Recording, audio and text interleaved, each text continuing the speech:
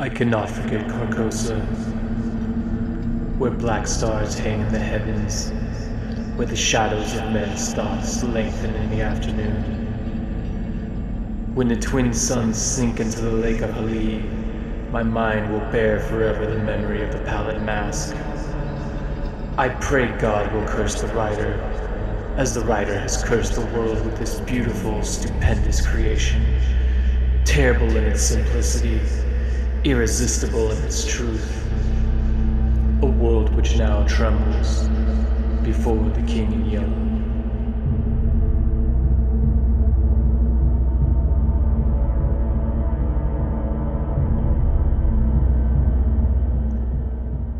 Every man whose name was there had received. Hello, welcome to Midway Tabletop. We are running Impossible Landscapes, the Delta Green campaign. This is session 2. I'm Marty Kaplan. I'll be the keeper and handler of these well qualified investigators. Why don't you introduce yourselves? Kaya, please. Your character? My character is Daniel Levie, and he is a medic pilot and used to be a search and rescue specialist. Excellent, thank you. Honda.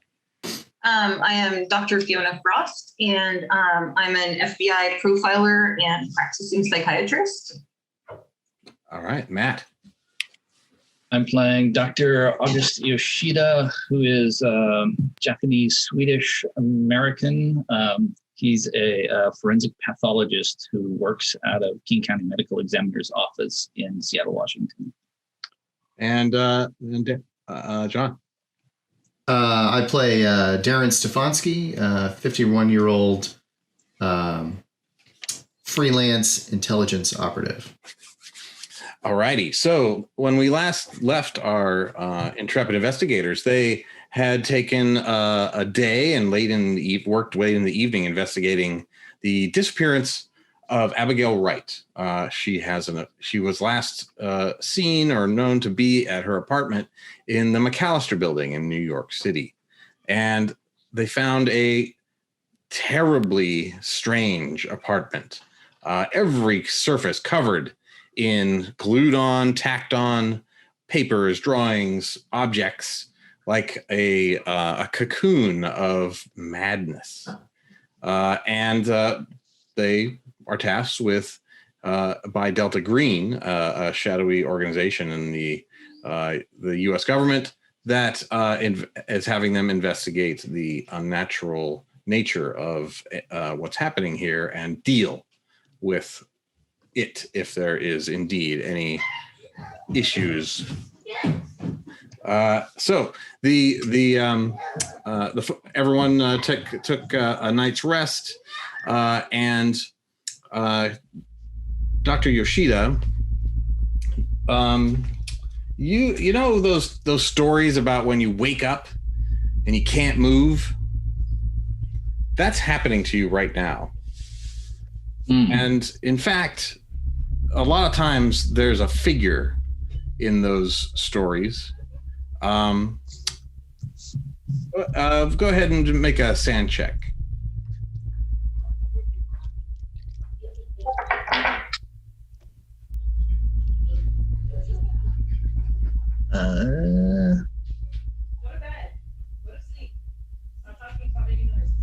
No. Did not make that. Did not make that. So no. This has never happened to you before, and it is terrifying. What are you thinking? There's definitely a figure in the corner of the room that you can sort of see out of the corner of your, like, over in the left side of the room. Okay.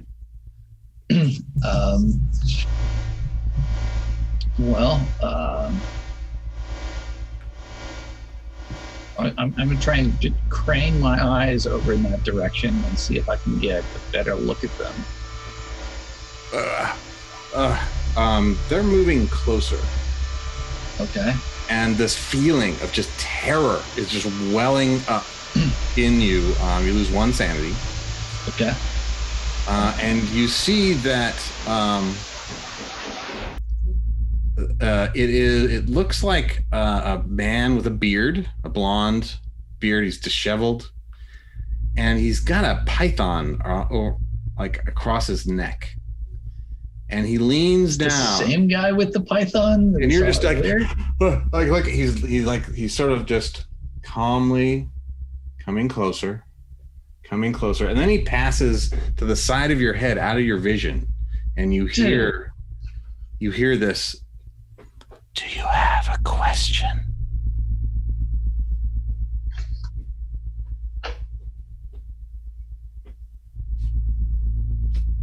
And I attempt to say, what's your name? Person.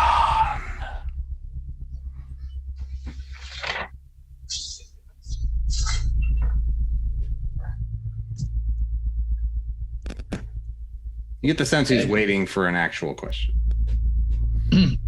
What are we? Where's Abigail, her son?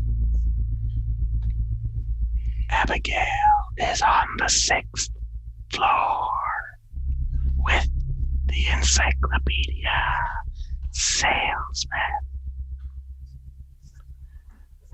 And then you wake up. Yeah. Like suddenly you can move. Like you feel like it wasn't a dream, but it can't. There's no one there. You know, it's the sun is streaming in, and you're drenched in sweat for sure. Yeah. And I dash for the window. Yes. Pull the curtains back. Throw the window up. Yeah. And get some air. Okay, get the air. Yeah. So it's a perfectly beautiful morning in New York City. Sound of traffic, horns, people. I mean, you're pretty high up, but the overall impression is like this is a regular day. It's pretty early. It's like pretty much sunrise. Right. Okay. And then let's see, you other folks. So Darin, you have what do you do when you wake up in the morning? So we're in the Trump Hotel, right? Yep. The Trump Imperial. Imperial, right? Imperial. So we have a lot of this evidence that we brought back, right? A lot of the paperwork and whatnot. I'm trying to look through the maps and look through the transcript. Yes. I really just, if I slept at all, I even slept on top of it, Yeah, basically, I wake up and I'm like, oh, I need to continue going through this stuff. So I mean, he's clearly just been going through this, now almost obsessed with what is going on with Abigail. The fact that she's mentioned in this transcript and with all of the surveillance equipment that he found, that's really kind of piqued his interest. Yes, and you found the surveillance equipment in the apartment of the painter. Yeah. A man named Thomas Manuel. Yes. And 2B, right? The number 2B apartment. Mm-hmm. And then and so you found that in the base of a potted plant a set of papers. And there was the tapes too, right? And the tapes that he had. So you were probably listening to those. Yeah. Trying to find something else. You had heard some odd muttering, I think, from a woman's voice at one point, cursing men, and they're staring at her and things like that.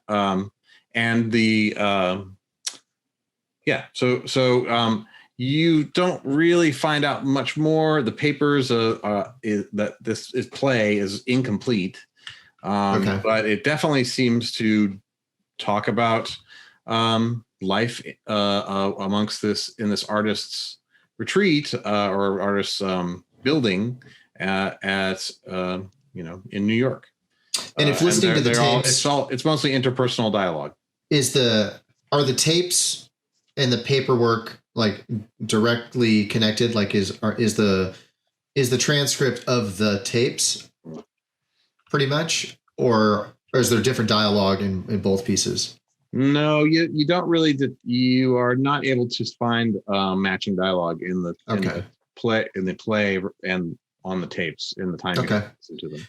Yeah. So if any time needs to be spent like researching like these things or going through or trying to pick out who is who in these tapes and whatnot, that's something that he probably just has not slept.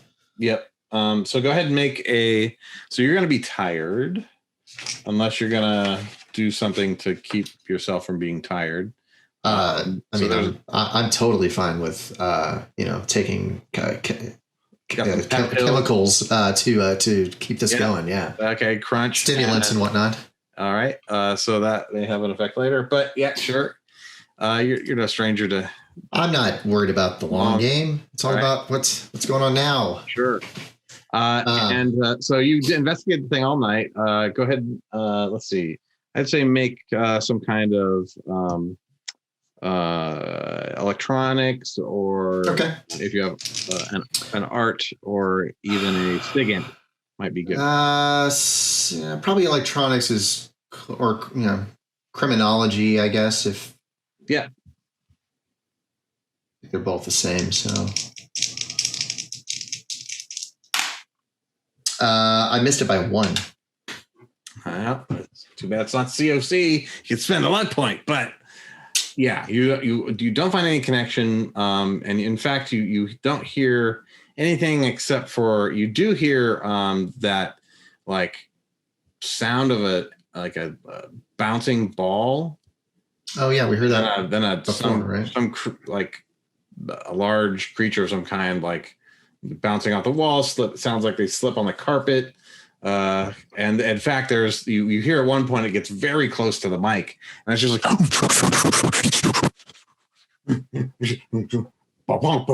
and then you hear these like padding go away. Definitely like a dog. Okay. Well, that's something. From the sound, I feel like I succeeded. I feel like I succeeded. Little something. And the dog is mentioned actually in the play. But not described. Got it. That's all right. So, Daniel, you get up. Do you have a morning routine? Yes. I'm very meticulous about brushing my teeth and flossing and showering first thing in the morning, and doing a stretch routine and a bit of meditation. Yes. But my meditation is like flooded with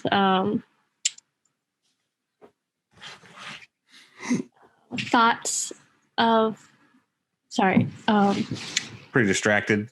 Distracted by my memories of different search and rescues, but also just like all the weird imagery. Yep. The space merging. So yep. Yeah. Let's say your pager goes off. Mm-hmm. So, and it's your girlfriend's number to call back. Great. Okay. So, so funny. All right. So, and your girlfriend's name was Dana? Veronica. That was Veronica.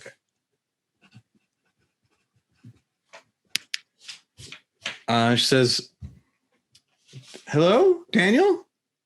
Hi, Veronica. You didn't come home last night. What happened? Are you okay? Did you have a late flight or something?"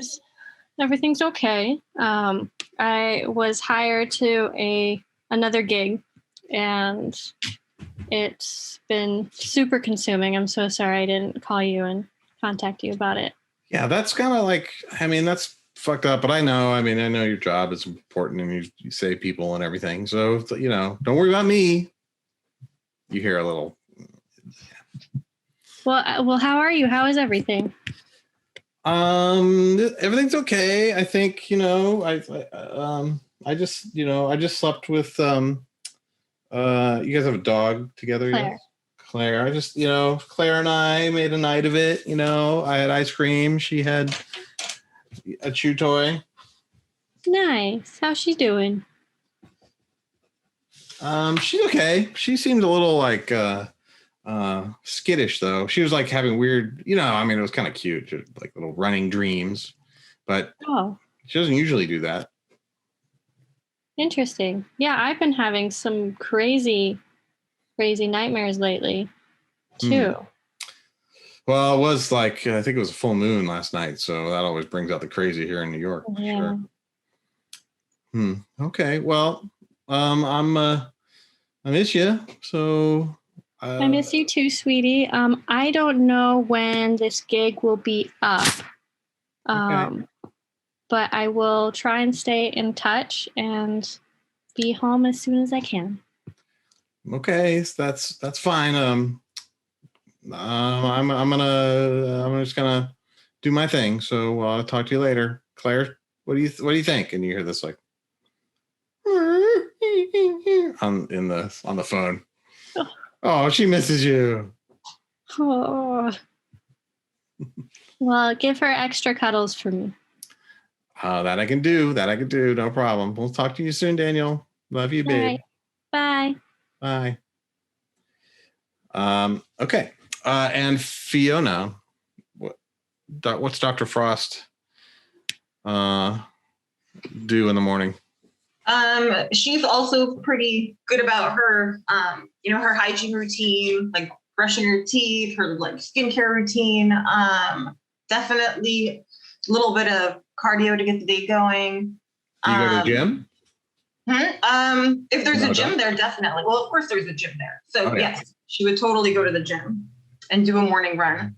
Okay, great. So yeah, you're basically in the gym. There's like a bunch of people there. It seems like they're all kind of well-to-do, good, generally fit folks and hedge fund types and lobbyist types and that kind of folk seem to be in this hotel anyway. And you definitely get ogled. Yeah. And when you get back to your room, there is a message on your phone, or the room phone. The blinky light. Okay, I'll go check what it is or who it is. Okay, you pick it up and you hear this. Okay. Listen, I think, and you recognize the voice as Tom Wright, Abigail's father. Her dad. Okay. Yeah. And he sounds pretty upset. I don't really know how to explain this, but listen, we need to talk. Can we meet? I don't want to go back to my hotel.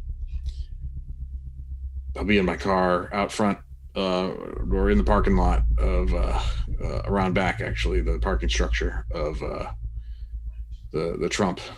So just look for the sheriff's vehicle. Thanks. Click. Okay. Do we all, are we on the same floor? Are we all? I think you guys got adjoining room or rooms that were next to each other. Yeah, okay. We did. So that sounded kind of important, and I'd like to get out there pretty quickly. So, who's ever? You can make a human or a psychology. Oh no, there's no way I made that. Nope. No. Okay. No. So he sounded like disturbed, but you couldn't pinpoint. It wasn't a great connection. Couldn't pinpoint like what in what direction he was upset. Okay. I'd probably go to whoever room's next to mine. Let them know that I'm going to go down there. If they want to join me, great. If not, I'll head down myself. Not to keep them waiting. I'm in my room, but yeah, I probably look like he sounded. Oh yeah. Yeah.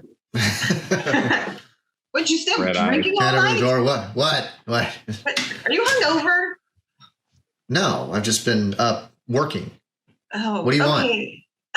What do I want? Good morning to you too. Actually, What time Abby's is it? like 8. I don't know. 8. Yeah. Oh my god. Okay. All right, come on. Look alive, soldier. Abby's dad is actually downstairs. Tom's downstairs? Yeah. He didn't sound too happy, but he wanted to talk to us and meet in person. He didn't want to go back to his hotel for whatever reason. But you want to come down with me? You seem to have a good connection with him. Let me get my shoes on. And I'll just go in, like get ready, and then I'll head out. Watching you stumble around. Yeah, the room is just cigarettes. Like the drapes are there's no daylight in here, right? It's just, and stuff is just scattered all over the bed in terms of paperwork and like earphones from the tape recorder and all that. So yeah, it just looks trashed. The TV is on, but it's on mute. So throw on my shoes and then I'll go out. Are we grabbing anybody else? I was gonna rush to get down there, but if you want to get someone else, you can. If anybody else wants to go down, we'll knock on the doors too. Okay. So August, I'm not sure how you pull yourself together, but you definitely continue to stare at that symbol that you tacked on the wall. Yeah, I mean, I ordered some coffee and some toast and jumped in the shower and, get kind of cleaned up. But I answered the door, and my hair is still wet, and I'm wearing a shirt and slacks, and I mean I'm dressed, but it's pretty clear I haven't shaved, and I looked like I got out of the shower about 10 minutes ago. Standing there, with a cup of coffee. Sheriff Wright's downstairs. I guess he wants to talk. Just want to know if I thought he went home. Come down. Sorry, what? I thought he went home. No, he said he didn't want to go back to the hotel he got. So he definitely didn't go home or to his hotel, apparently. All right. We should talk to him then, probably. All right. Let me grab my keys. Cool. And I just leave the door open and walk over and grab my keys off the table that I threw them on. And you can see all the stuff that, I have in my room that's sitting there. And, there's something taped to the wall and, All right. And then, Dan, sorry, go ahead. And then Daniel has heard everyone talking because he's, we're all connected, and he's like, I'm ready to go. He opens the door right as you're about to knock on the door. Yes. And he moves through and is like, well, sounds like we're ready. Let's do it. His hair is a bit frazzled. It seems like he's been messing with his hair, but otherwise he's put together and ready to go. Okay. So you guys head to the parking lot or the parking structure. It's a couple levels, lots of nice cars in this structure. And as you walk through it, you go kind of up to the roof. And it's summer, so it's pretty warm already. And the sun is still rising, so it's not quite hit the roof yet. And you easily see, kind of parked alone at the other end of the roof from the stairwell, the sheriff's car.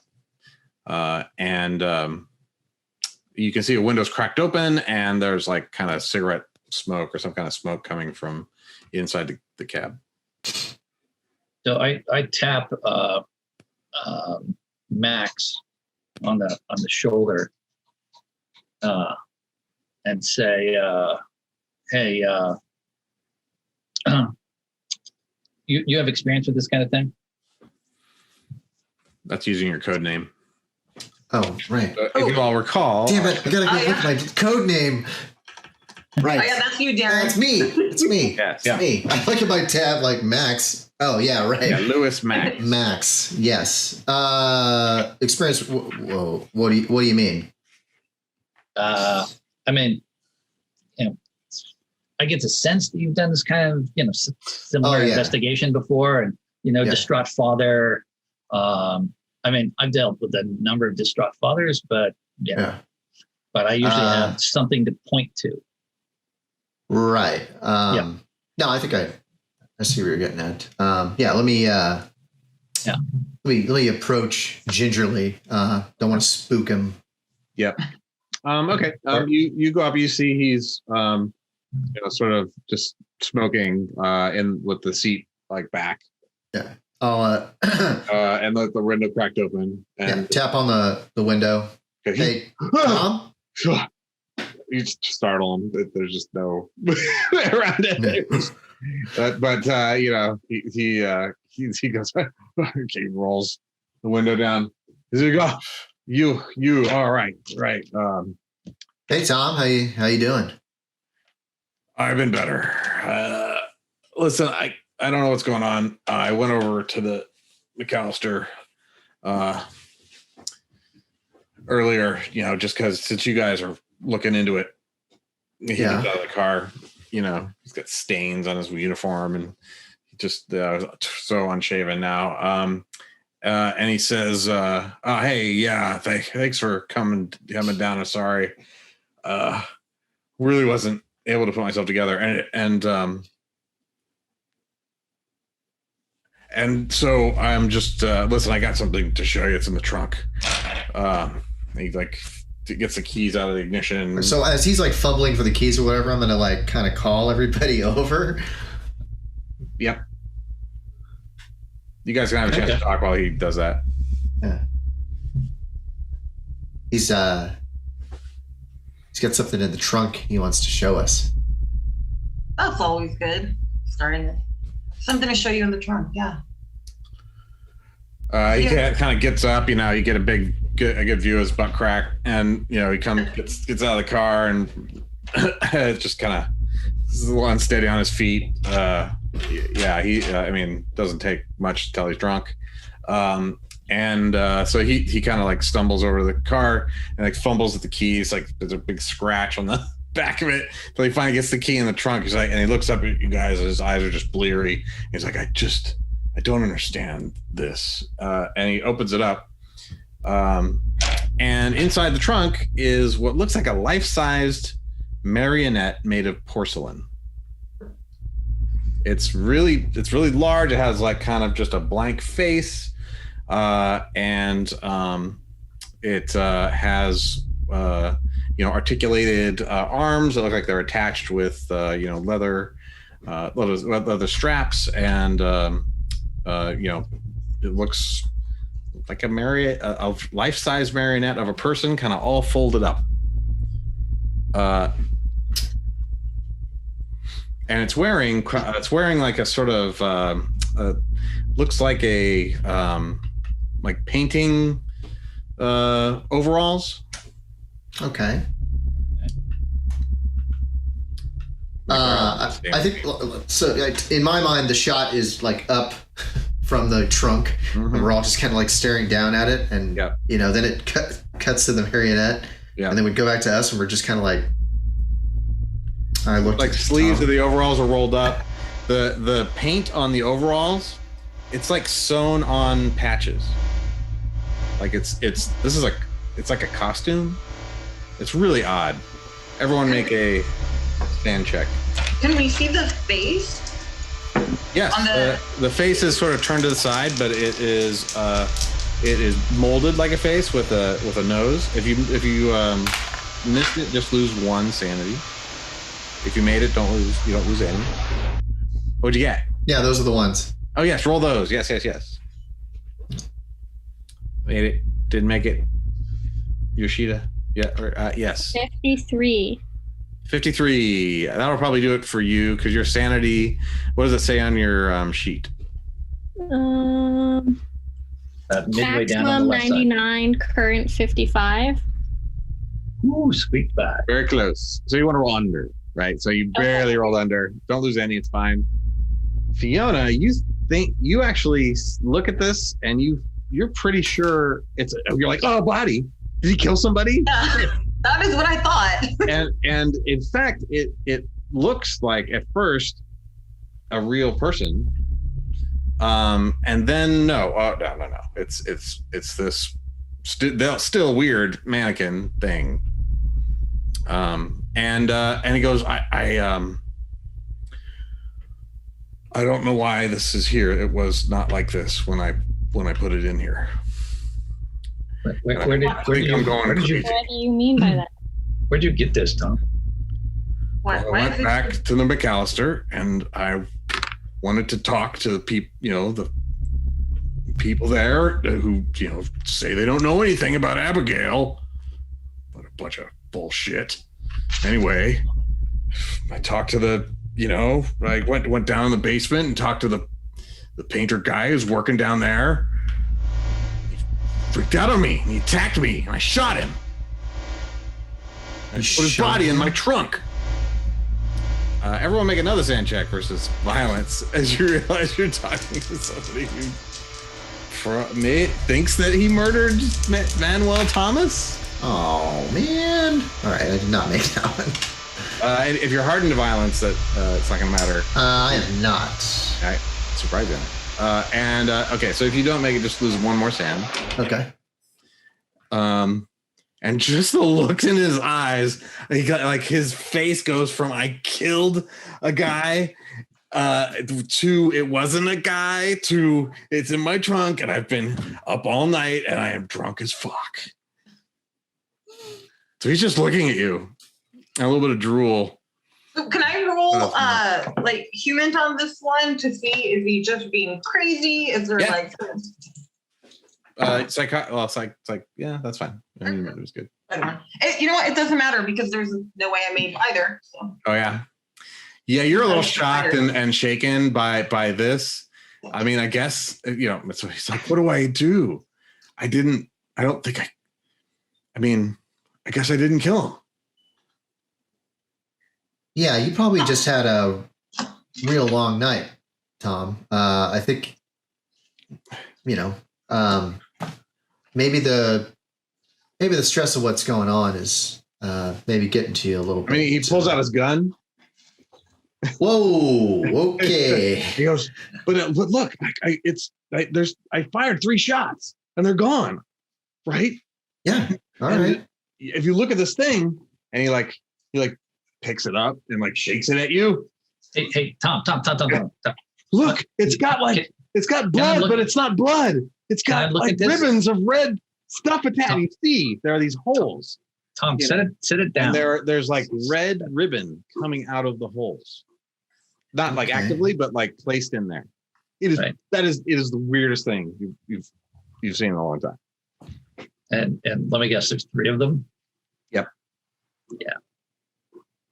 Are you on any medication? Are you taking anything?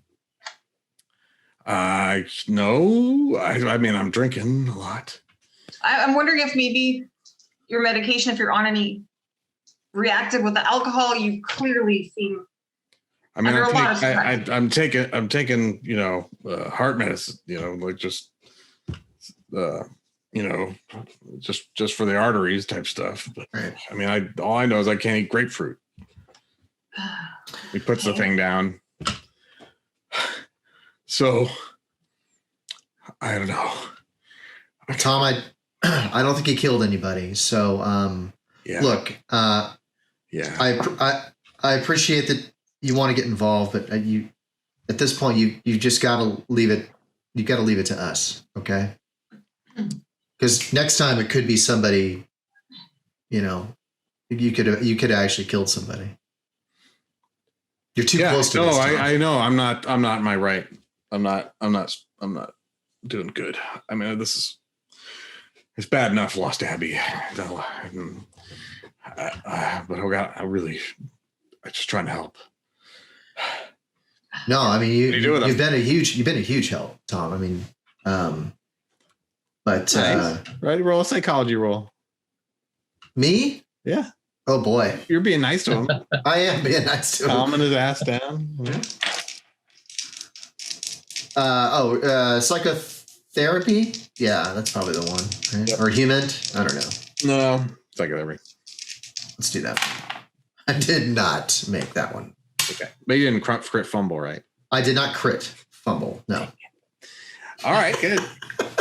He's just kind of stares. And like as he's like maybe his head's just down to the pavement, like just shaking his head. I'm looking at the rest of him like, what do we do with this guy? Hey, Tom, here's a key to my room. I really think you should go maybe sleep this off. We're going to go investigate. We're going to take a look at more of everything, but you need to go sleep this off, get some room service. Yeah. You can't be driving around right now. Okay. Okay. That sounds like up there. Thank you. That's yeah. great. Leave us the keys. We'll take care of all this. Okay. Okay. So I talk to Darin and I ask Darin, is it legal for us to take his gun off of him while he's in this state? I mean, if he gives it to us, I don't think he's still kind of holding it limply in his other. Yeah. I mean, I'm happy to try and take it from him for sure. Like, hey, Tom, I'm going to go ahead and take this too. Okay, roll persuade.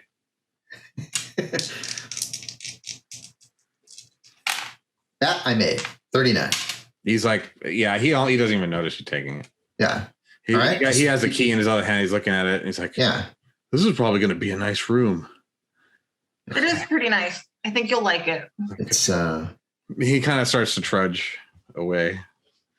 Hey guys, I'm going to walk him up to make sure he gets there.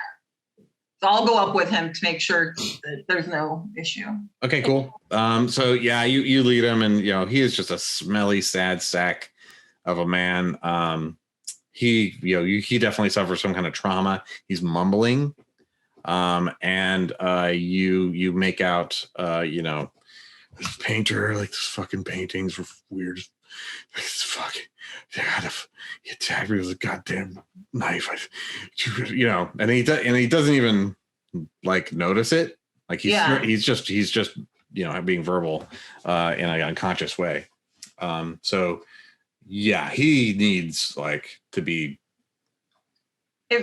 If I have any kind of meds on me that like might calm him down, maybe knock him out a little bit, just so he can get some rest and kind of come out of this, I would like to offer them to him.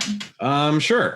We could say you have like at least Ativan or sure. Not in that era, whatever the era, sleeping pill. Yeah, whatever is appropriate for 95.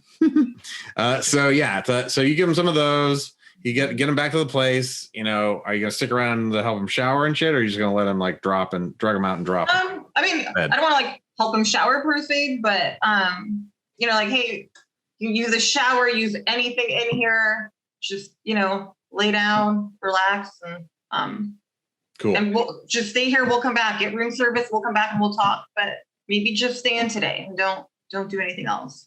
Just out of curiosity, where's the box with the evidence in it?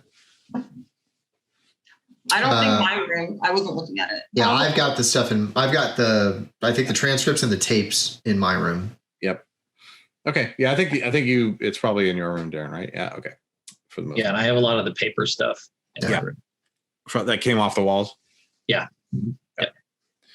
All right. Great. So, you stash the sheriff in the Trump Imperial, and next step. What's next for your? It's about 8:30. Damn. Well, I mean, we should look at. Let's say you meet up in the lobby.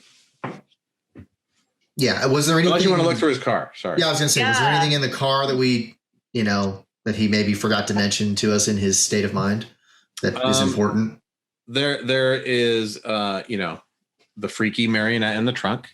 There is a, bunch of, there's essentially a bag with a bunch of, not a bunch, but basically like 2 or 3, a rifle, a shotgun, and an AR-15 in the trunk, and in like a bag, like a duffel bag.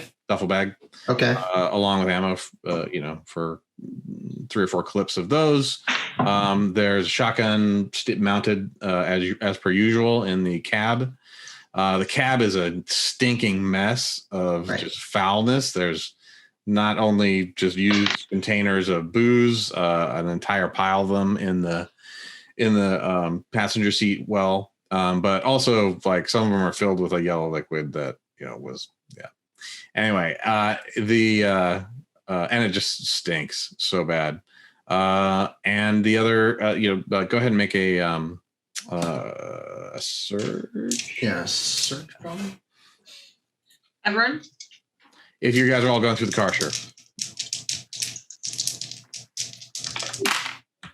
Oh, ought to. Ooh, shit.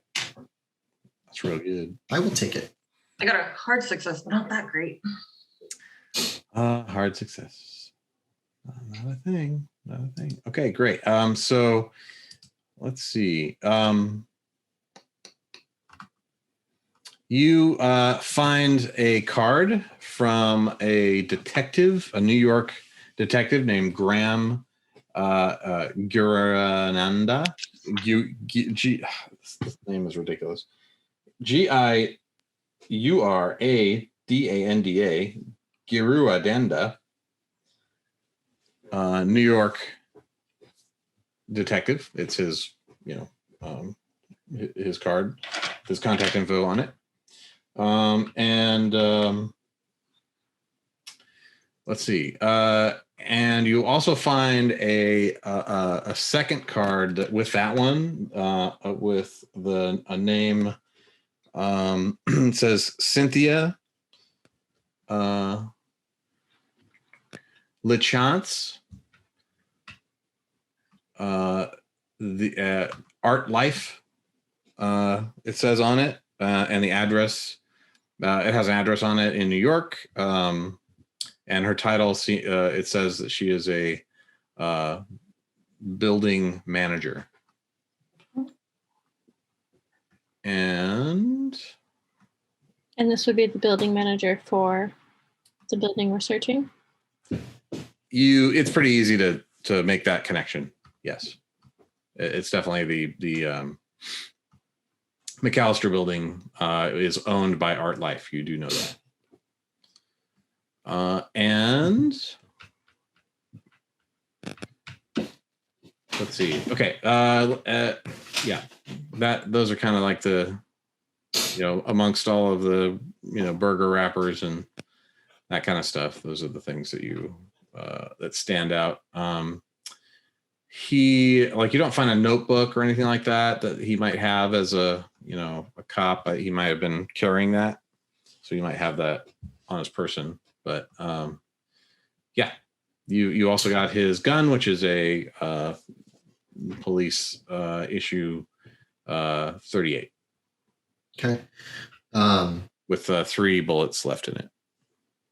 Did Yoshida spend any time looking at the mannequin? Yeah, I was just going to say the whole time you guys are going through the car, right. He's in the back looking at the mannequin, looking to see, does it have bullet holes in it? Is it actually how are the joints held together? Is there you described it as a marionette, so does it have rope or something like that? Does it look like it could be used like a marionette? So you take a look at it. Yeah. And it definitely has strings that were attached to its wrists and ankles and head and back of its chest. But as I said, it's wearing this almost costume parrot, not a parody, but it's basically like if you made a kid's toy or a kid's doll and they were a painter. So it's overalls, kind of overalls. Yeah. Okay.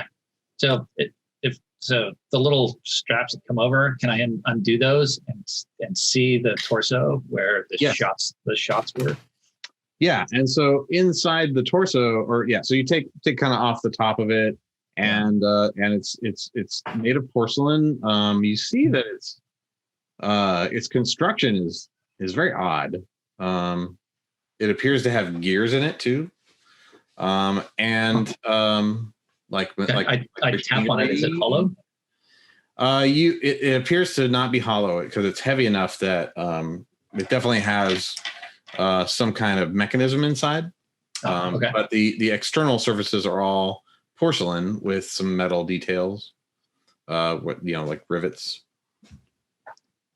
Got it. Okay. So I look for bullet holes in the torso. The torso, it's very interesting. You find holes, and those holes have just red ribbons coming out of them, like little bundles of red ribbons. Mm-hmm. But it appears to be made that way. Like there's you look at the hole. The hole is a metal inset that's hollow, and then the ribbons are sort of placed in there and attached somehow inside, and come out, and then go through a matching hole that is sewn around in the overall, like it was just made this way. Right. Okay. So there's a little metal grommet, and then if I pull on the ribbon, does it come out, or is it attached to something inside? Make a let's see.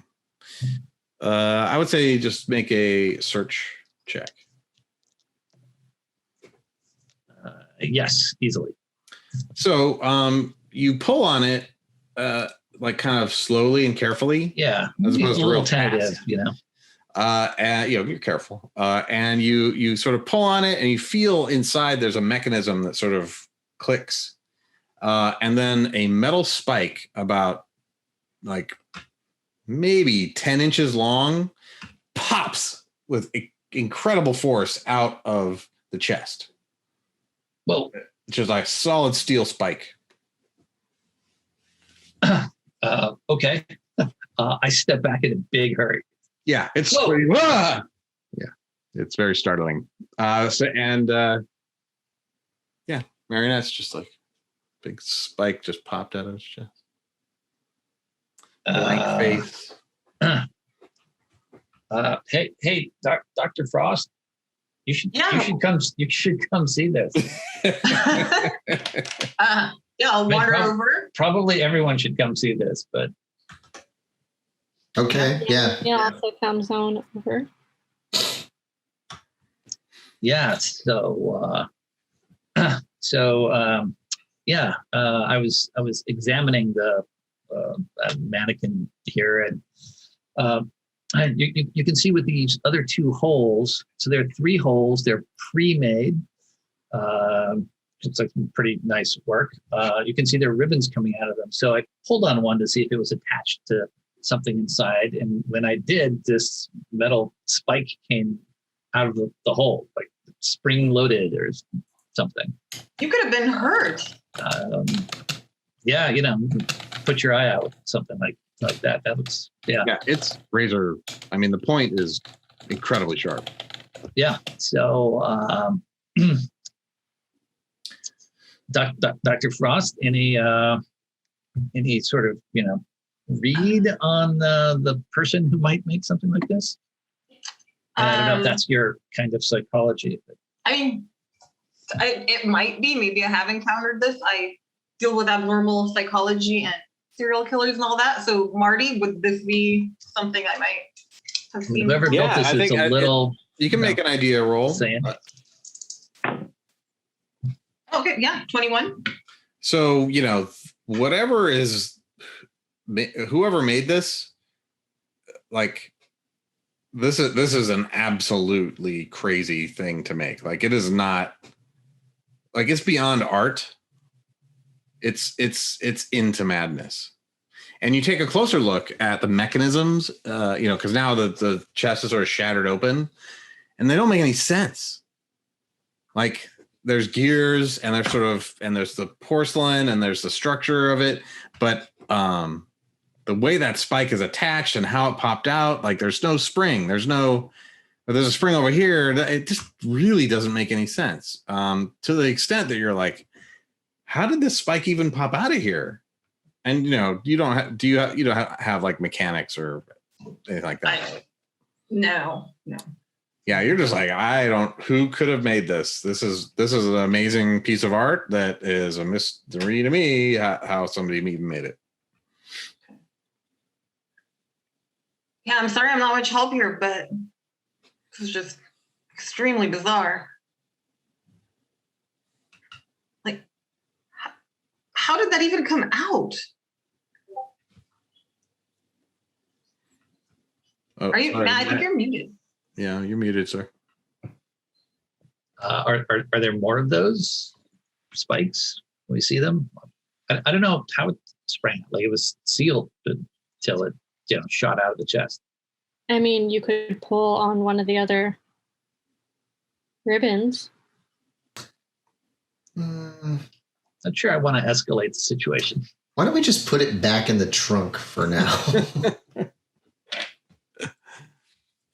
And as I mentioned, the strings, like it's got strings on it. They're twine strings, and they are attached to brackets that are metal brackets embedded in the porcelain.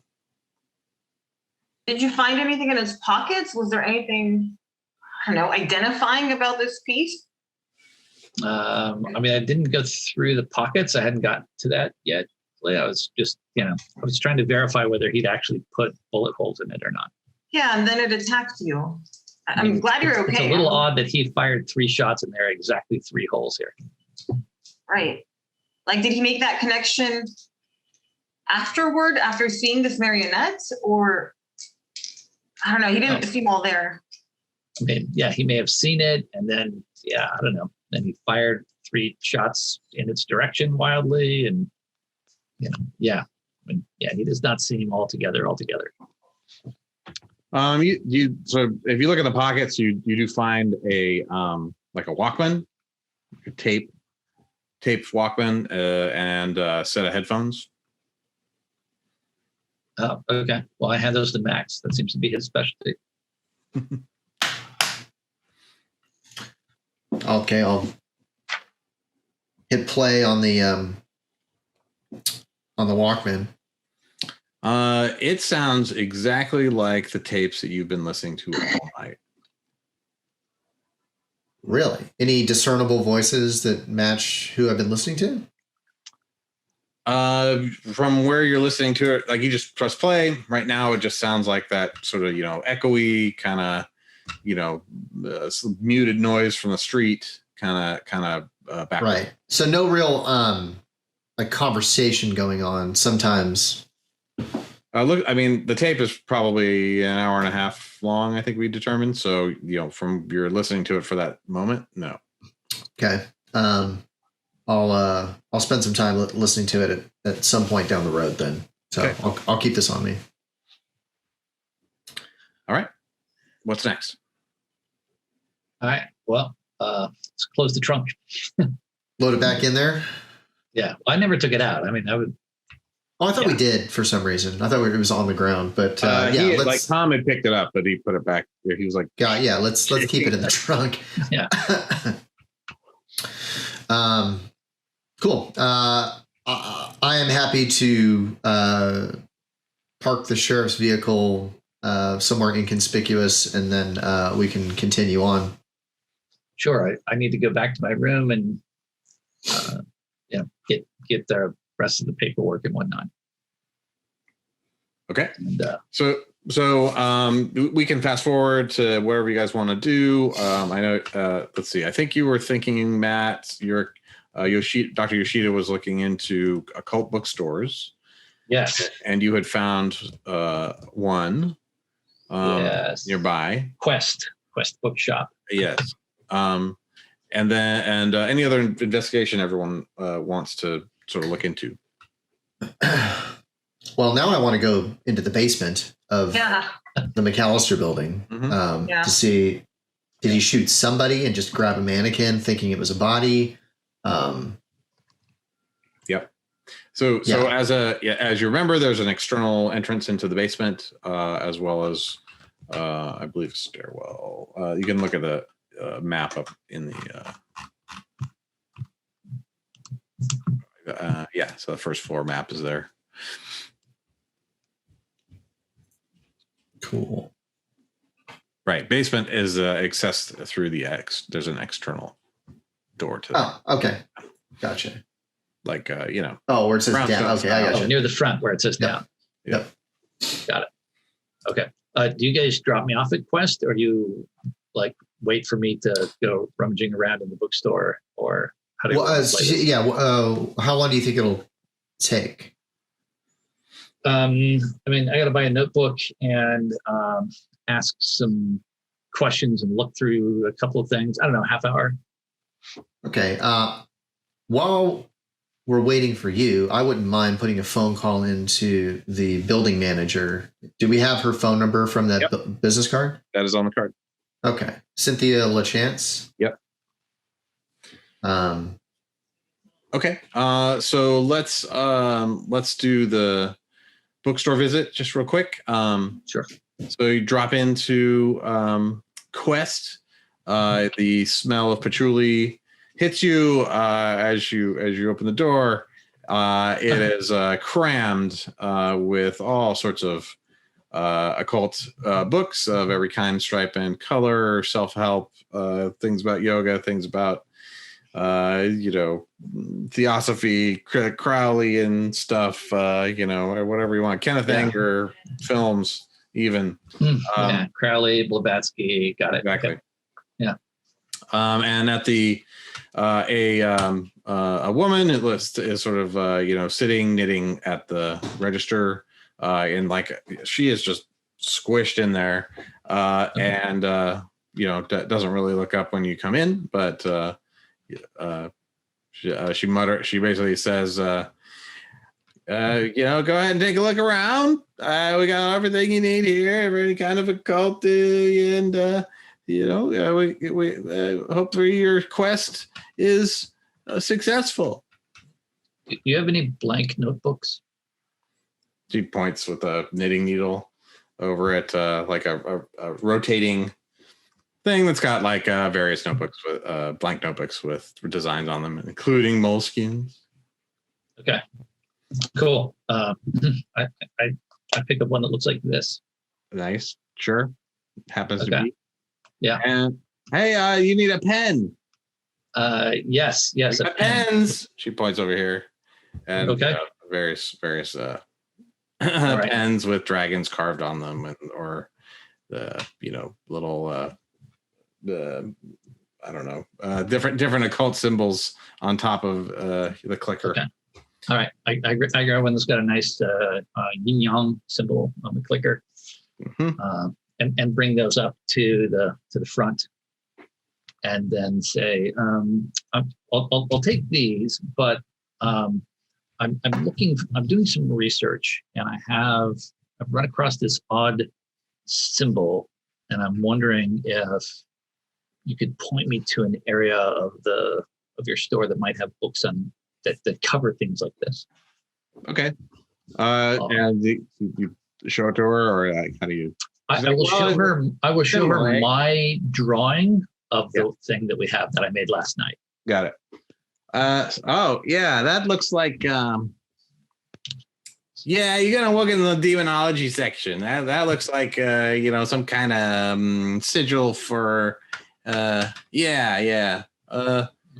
something by Agrippa maybe, or let's see.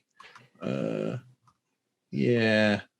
me give me a minute. And she actually gets up and sort of hobbles over. She's incredibly short. She was sitting on a very tall stool. She puts up her knitting, and I'm a solid 6 feet, so that's very short. So you guys sort of like kind of get into the nooks and crannies, and you have trouble maneuvering because it's like just so narrow, and she's got to like back up and you got to go forward, and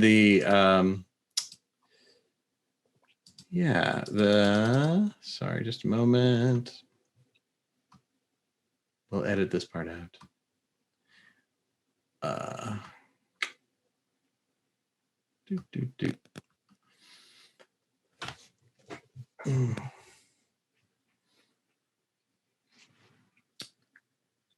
Yeah, I think you're gonna want to look.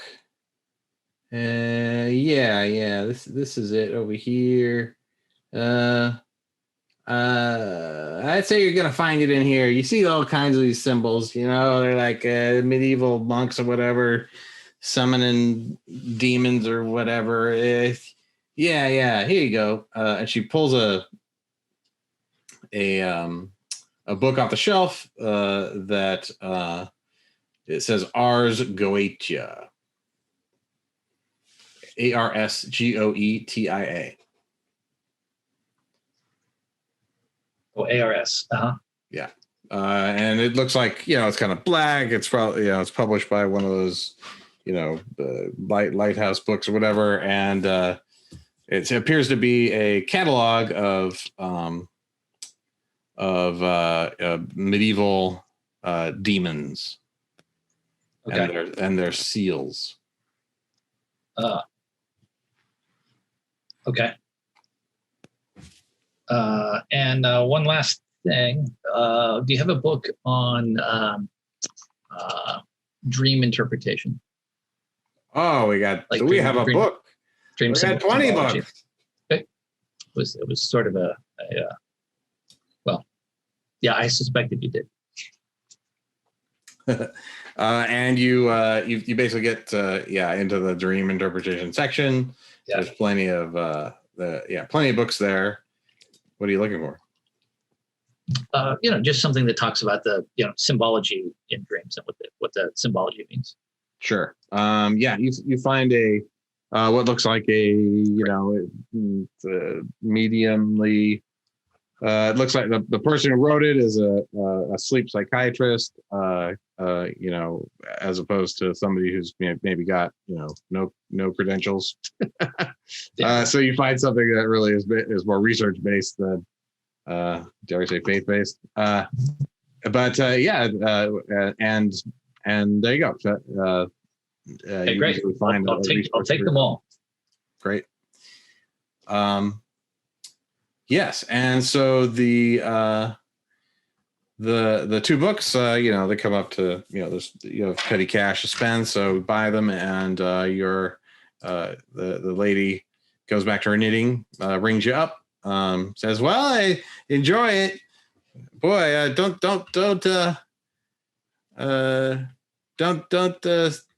bring up anything. Don't call up anything you can't put down." Good advice. All right. Thank you. All right. So back to the hotel, and we are calling up. Or, we could have done it like at a payphone outside or whatever, since we are driving them there. Oh, yeah, sure. Okay. I'm pretty sure that's how Max works anyway, out of payphones, right? So. Right. Yes.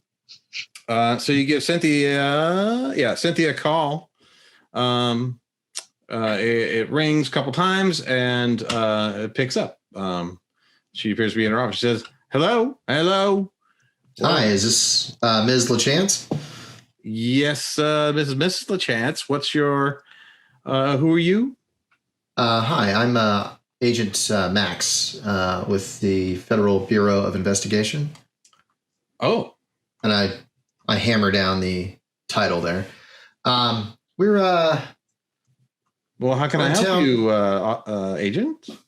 We're investigating a disappearance that happened at the McAllister building. Are you the building manager? This is about Abigail. Abigail, right. That is correct, ma'am.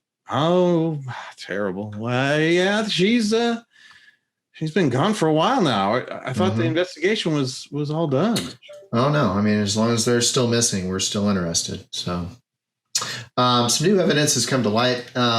We may have a person of interest, and I was wondering if you could tell me about maybe who occupies the basement portion of the McAllister building. The basement. I believe Thomas uses it as a storage space for some painting. That's Thomas Manuel.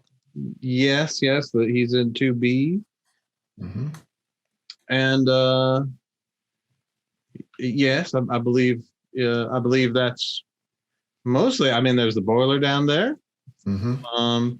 But nobody is currently using it as a domicile. Oh no, we don't allow that. Okay. And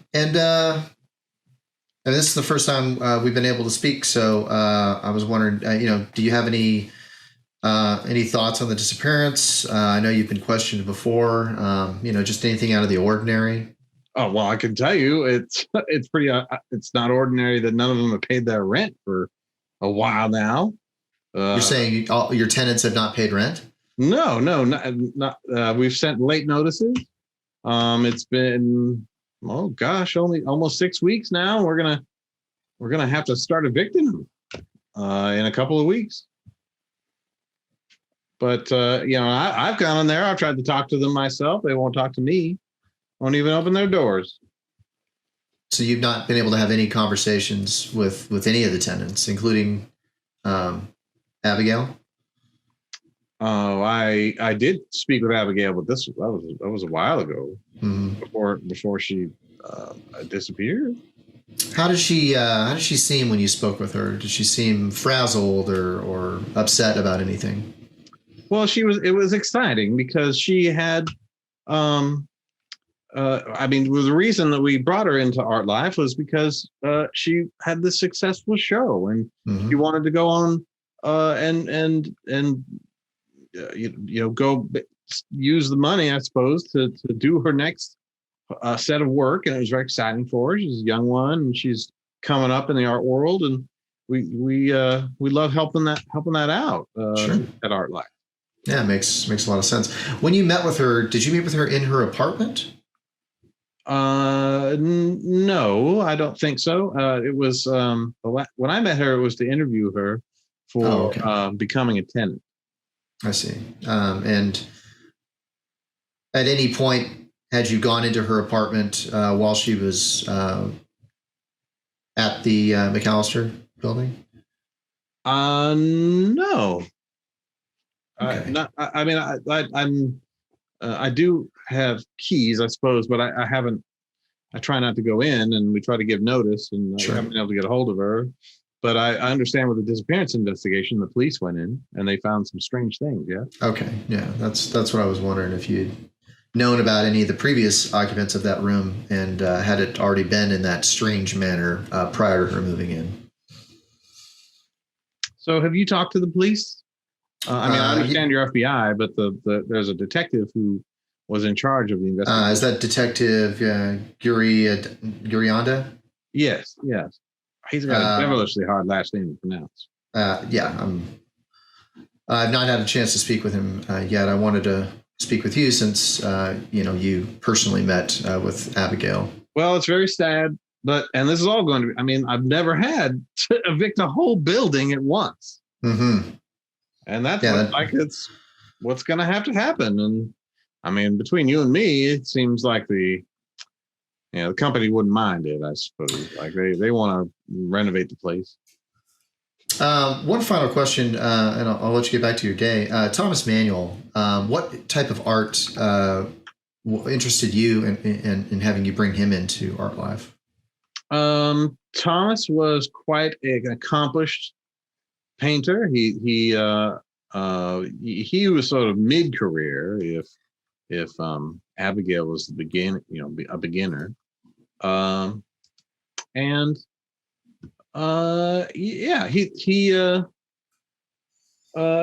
never caused any trouble at all. He has he knows. I know that in the last while he hasn't sold any paintings, whereas before he was doing pretty good. Maybe about 4 months ago, but he certainly hasn't gone to any gallery openings or parties in the last 4 months or so either. Right. Did he ever mention a hobby or an interest in stereo equipment, voice recording, anything like that? Is that part of his art? Any kind of audible not art? Part of his art, although I do think he'll listen to music. I imagine, like most folks will do when he's painting. Sure. Okay. Well, Miss LaChance, I want to thank you for taking the time. If I have any further questions, can I get you on this? Is this the best number to reach you at? This is fine. Yeah, this is my office. So let me know if I can be of any help. Great. Very much appreciate it. By the way, in my head, would Daniel or Fiona or Yoshida want me to ask anything that I forgot to ask? You guys want to unmute? Everybody's on mute. No, No, I think we got it. Yeah, I think you Cool. hit everything. All right. Cool. All right. Well, thank you, ma'am. All right, you have a nice day. I hope you find her. I hope she's okay. I do too. All right. And then Dr. Yoshida emerges from the bookstore, and yeah, you got a bag of Ars Goetia and a book on the psychology of dreams. Yep. Symbology. Yeah. All right, and so next up is the McAllister. Yeah. Does anybody else have any anywhere they want to go look at? Daniel's raring to go. Mm-hmm. I want to check out the basement. All right, so you make your way through mid-morning traffic in Manhattan, and it's not so bad. You get to the McAllister, and you see that the front door is as you left it last night, but as you get closer, you see that there's the door to the basement is ajar. Okay. And you said we're bright daylight, so. Yep. Okay. Yeah, let's go. I'm gonna go check that out. Yeah, I think we should all go. Yeah, I'm really curious what he saw, what he thought he saw. I'd like to take a look down there. Okay, so you go in, you see that the door was left open, and there are bloodstains on the floor, concrete floor, leading in. It looks like this is extends under the house. There's a few sort of small rooms that are all built in that look like they're mostly storage type rooms, but you can easily see that there's a blood trail that leads out to the street, stops at the curb in a dried up, scuffed pool, because I guess this is the kind of neighborhood people don't really notice that kind of thing, and leads down into the darkness of the basement. Oh, okay. All right. I will get out a handkerchief and dab at the blood and smell it. How fresh does it seem? You can make a let's see, forensics. Okay.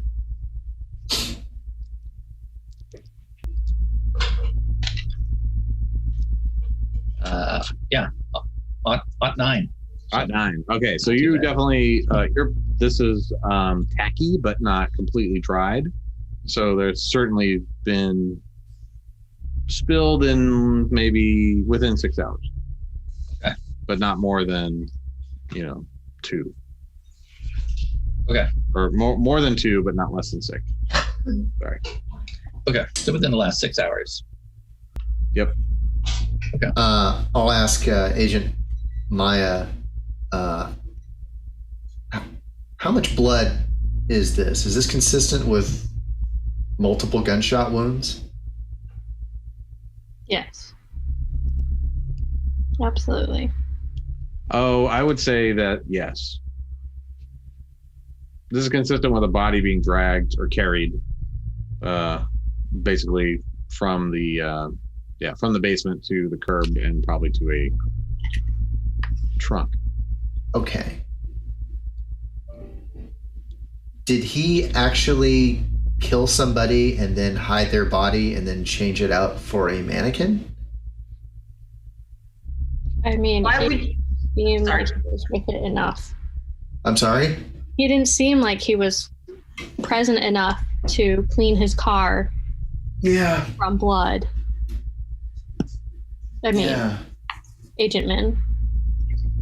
Yeah, does it seem like something that might happen in the kind of state he was in, that maybe he did shoot someone, but then he dragged some weird doll Absolutely out? possible. Definitely possible. He was pretty bad in a bad way.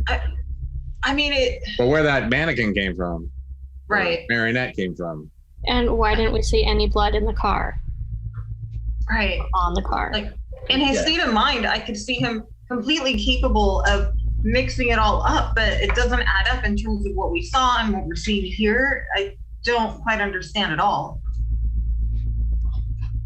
So you guys are discussing this outside on the basement. More like in the basement, I think, because like that's where the majority of the blood is, right?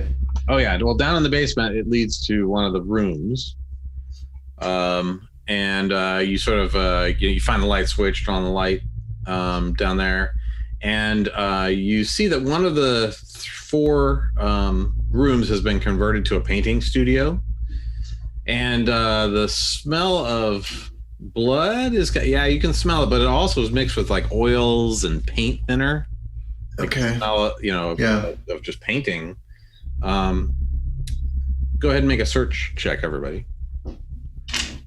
You would not believe how many people have come to my office due to poor ventilation. Yes. I'm good. Hard success. Did we say hard success doesn't matter? Yeah. No, if you roll doubles, then it's a crit. Got it. Got it. Yeah, Okay, I'm just good. well, I'm just good. Okay, so everybody's got things. So let's see. Dr. Frost, you find a you just looking around, you can easily see, like, this actually hasn't been used in some time. Like there's but there are canvases here. And there's one large one that's about 5 by 5, so very large, on a couple of mounts that's sort of off in a corner in the dark, and you found it. And on the side, Daniel, you read, it says "My Great Work," written just in pencil along the side of the canvas, but it's just, I mean, it's been gessoed, but it's not. There's nothing painted on it.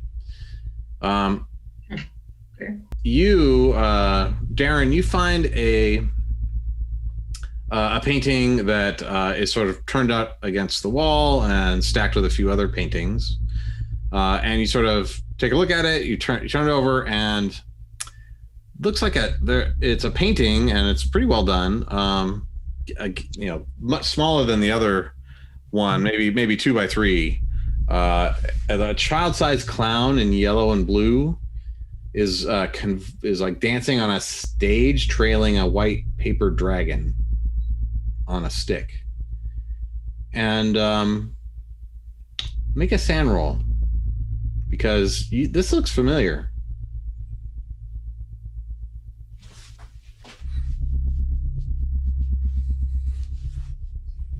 Sorry, was that directed to me? I think you said Darin found that. Yes, Darin found that. Yeah, so I found the painting, but he's the one that saw the. Oh, that's right. So you saw in the park. Okay, so we'll deal with that when you see that painting. There's 2 other paintings. There's one it's a image of a white-faced just specter of a person standing at a rug, on a rug at the top of the stairs in the midst of a fire.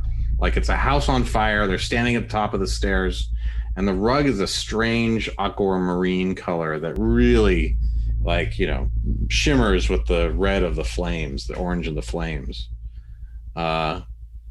It's sort of this like white-faced, white, done in whites, like sort of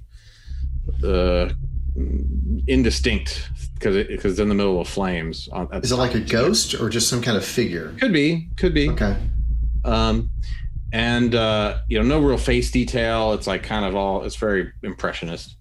And then the last one is looks to be a picture of a young thin man with with like thinning blonde hair, wearing like a hospital like Johnny, like a robe, duplicated in a mirror. And his mirror twin, though, doesn't look like him.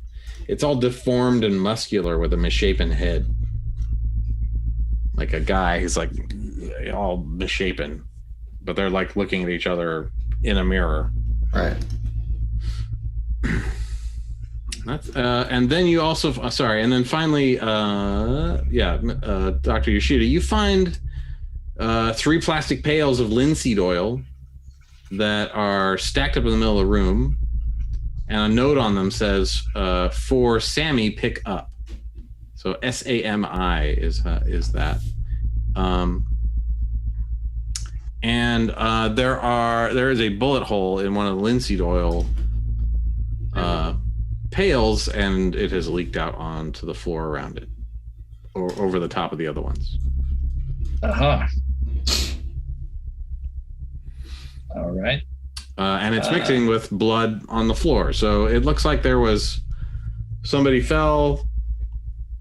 Definitely like consistent with the idea that someone was shot here and they bled out on the floor. Oh, okay. And the body was dragged out. Okay. If I look closely at the pails, especially where the bullet hole is there any blood spatter on the pail? Yep. Like if it came, okay.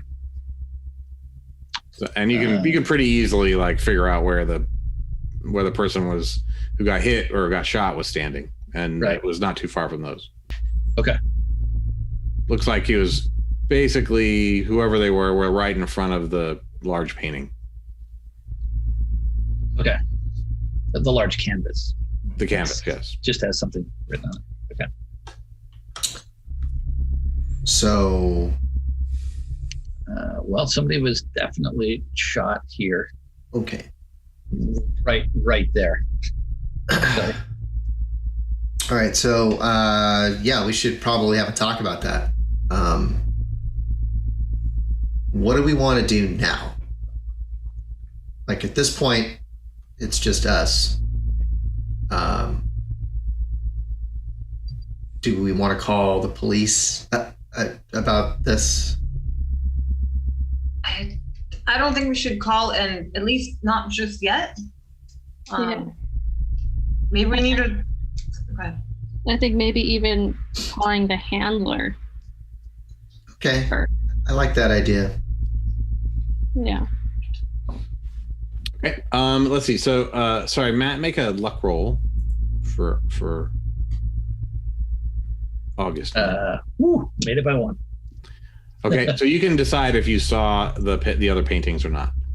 Okay. Well, I would say, we probably, talk about what it is that we're looking at here. Like I walked everybody through, like he was standing here. You can see the blood spatter here.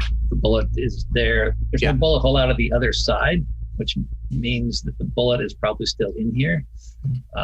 So if we want to do ballistics and that sort of thing, that's a possibility here. Yeah, it's definitely, it's easy to deduce that the bullet is in the linseed oil. It got, it hit the linseed oil and slowed down because, liquid. So that's a possibility. Are these metal pails? Yes. Yeah. Okay. Well, it might be deformed by that.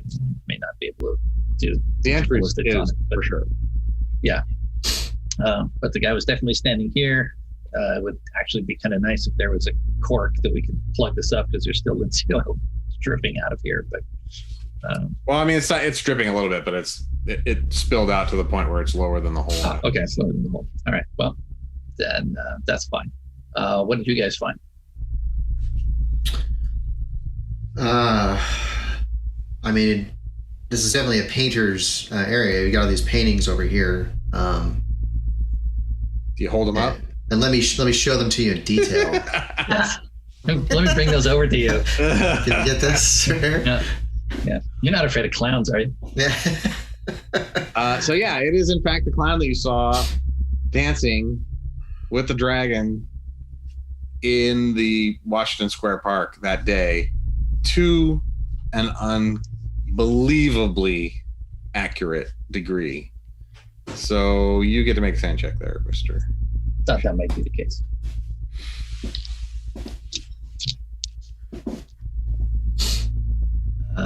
Solid.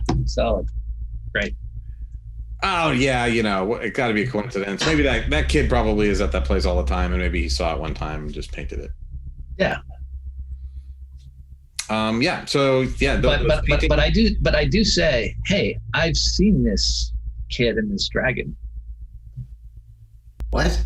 Friend of Yeah. yours? No, in the park where we met.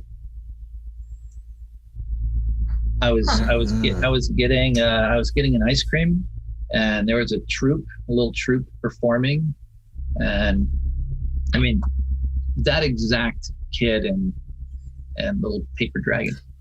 When And artists, he had some trick where he could like move it in such a way that it appeared to blur in the air. It's a little unnerving, if I'm honest. when artists complete paintings or whatever, do they put dates that they've completed their work or titles or title cards on them or whatever? Is there any of that information on these?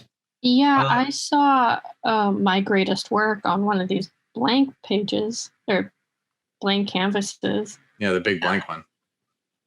Yeah, that was weird. Wait. Little Is there any presumptuous. date? Is there date information on the child dragon painting one? These are Yeah, not they put signed it- or dated. Okay. But that was like 2 days ago, right?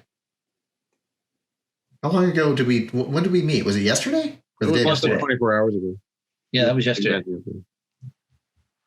Is there any conceivable way that this painting got Definitely made? not. No way. No way.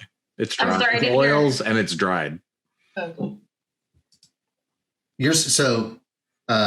Agent May, you're saying that you saw this scene yesterday, but this painting clearly was created earlier than that. Is it just Yeah, a coincidence or? That kid, that paper dragon. Well, I mean, if the kid's there, This painting was recent because that kid is, like that same age. So I would say this has been done this year sometime. Yeah, but you're saying that this scene, like we were there in this, we were at the park where you're saying this scene happened. Marty, is the scene in the background of the park? Yeah. Yeah. Well, he's on a stage, so Okay. it's kind of blurred and the way it's painted. It's hard to So- tell, but it's certainly an outdoor. Maybe he was on a similar stage. So Interesting. Okay. if they're a traveling troupe, it's probably their stage. I mean, they could have been at the nearest park here and saw them. They're doing Sure. the same thing. Like, they're street performers. Like they get around, right? They Got it. move from Okay. place to place, and It all just right, seems well, I'm. oddly coincidental. you're telling Hey, me. is he wearing the same clothes? Is the The, kid wearing the same clothes you remember? Yeah, looks like yeah. Okay, I was kind of on the path of coincidence. That kid's probably there all the time with his kite, but now that's a little bit odd. I don't know. Is Can I put something Andy? weird? Is it costumey, Marty? Yeah, it's definitely a clown costume. Yeah. Go ahead, Daniel.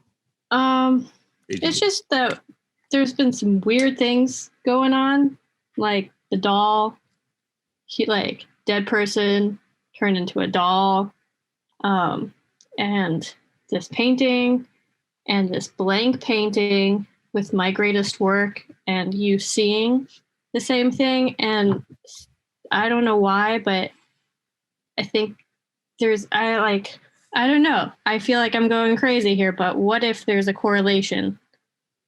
Daniel, I didn't want to say anything because it sounds crazy, but you said it first, so I'm just gonna follow along with that. Yeah, what if the dead person turned into that marionette? Can we please talk about that? Everything here is all fucked up. And like you're looking at occult symbols. I don't know. Like it seems like these people who haven't been paying their rent for Mhm. like over a month, unanimously, kind of culty vibes I'm getting here. Yeah. Like, what if they're dabbling with some dark magic that's legit? I mean, I feel like I'm crazy saying this, but Right. No, he and then ruffled his hair. and then yesterday I didn't really talk about it, but I found it extremely odd and disturbing that there was spoiled milk that hadn't actually expired yet. I don't know. There's something very, very bizarre going on in this place. Darin is the skeptic. So, do you hear yourselves? Do you hear? Possibly a man has been murdered. We got, a distraught father who just misses his daughter. We don't need to make this more than it has to be. He thought he killed someone. Maybe. And we're seeing blood here. I mean, blood. it sure seems like he did shoot somebody. Yes. I'm interested where that body is. I'm not quite convinced that it turned into the marionette yet. But it's definitely weird. Oh, by the way, is the painting my greatest or my what's the name of it again? My My greatest work? Yes. Is it splattered in blood now? It is not. Interesting. Okay. Was it in the direction where? Yeah. Is that odd that it's not splattered in blood? Not given where you see the bullet. Okay. It's not like it's a cutout of there's blood around it, but not on it kind of thing. Yeah. Okay. Yeah. So let's call our guy Marcus and see what he thinks. Now that this might be a murder thing that we're going to be embroiled in, what is his advice? Okay, how are you going to call him? There's a payphone right out on the corner. That's true. Yeah. All right, so you go out there and so you guys talk about the crazy stuff. I'm going to go make a phone call. That's Darin. Daniel, didn't Veronica dabble in some witchy stuff? Can you ask her if any of this looks normal?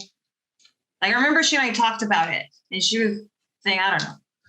She believes in some of this occult stuff. Is she? Yeah, she is interested in that kind of stuff. I could ask. Yeah. I head towards one of the rooms. I'm gonna throw it out there, but Dr. Yoshida is carrying a bag saying occult bookstore on it. That's right. Yeah. My girlfriend's really into occult stuff. I could talk to her about it. And he says this loudly, and maybe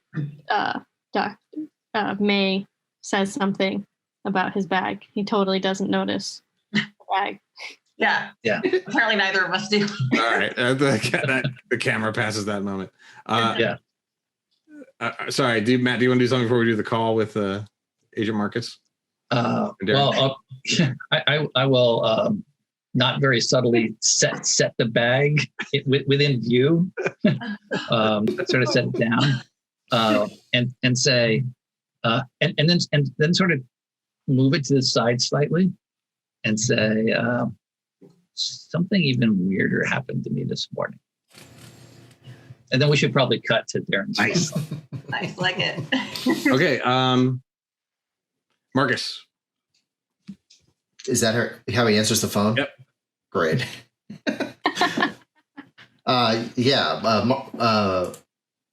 Marcus, this is Max, Lewis, Max. You have a report? Yes. We are at the McAllister building now, but we ran into an issue and we need some... What kind of issue? Possibly the Abigail's father got involved and possibly shot one of the other tenants at the McAllister building. The sheriff. Yes. He was out in Albany. What's he doing in the city? Well, we questioned him and he wanted to, he wanted to help. So he came out and talked with us here, and then he's just not left. He got inebriated and went back to the McAllister building. Sloppy. And claims to have shot. Sorry? Sloppy. Why? Where is he now? We have him at the hotel where we're staying. He's not with you? No, he was in no state to be out in public. Give me your room number. I'll give him the room numbers. Okay, what else? There was a body that he had in his trunk that he claims was the body of the person he shot, but it's actually just a mannequin, a marionette kind of doll thing. Although it did look like a mannequin. Is it a mannequin or a marionette? It's what's the difference? Marionettes have the strings on them. Yeah, it's a marionette then. All right, you need to be really, really careful. Have you finished cataloging the apartment? Well, no, we were on our way back there today when this fell in our lap. So okay, I thought that was just the cover. You really want us to catalog the whole thing? Yes, it's important. But you're gonna. There's blood everywhere, by the way. So it looks like he did shoot somebody. I mean, should we get the cops involved? What do you want to just mop it up? Do not get the cops involved. You should clean it up. Okay. Make sure none of the tenants see it. Have any of the tenants seen? No, I don't think so. I mean, we'll check around to make sure, but it doesn't look like it. Yep. Nobody's disturbed it except us. And so, have you talked to all the tenants yet? No, we can't find any, at least on the floor that we checked. I did speak with Cynthia LaChance, and she says they're... She's the manager of the building, yes. Correct, yeah. She says they're non-responsive, so they may not even... Darin, did you have any strange dreams? I'm sorry?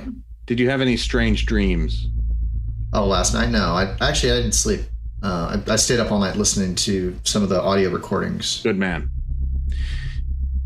Well done. So, yes. Thanks. Keep cataloging, talk to the tenants, and clean that up. And don't worry about the sheriff. We'll take care of him. Hey, he's a good guy. You know, just he just needs some. Make a sand check. Oh. I did not make that. You realize, actually, what that means. I critically failed that, by the way. Oh fuck! Okay, lose 4 sanity because you are absolutely positive you have condemned a man that is essentially you to death. So when he said we'll take care of him, I know that tone. You know, because I've said it myself. You have. Got it. Okay. Okay. So that kind of like. Then I don't say, hey, like he just needs whatever. Like I go back into work mode, and I'm just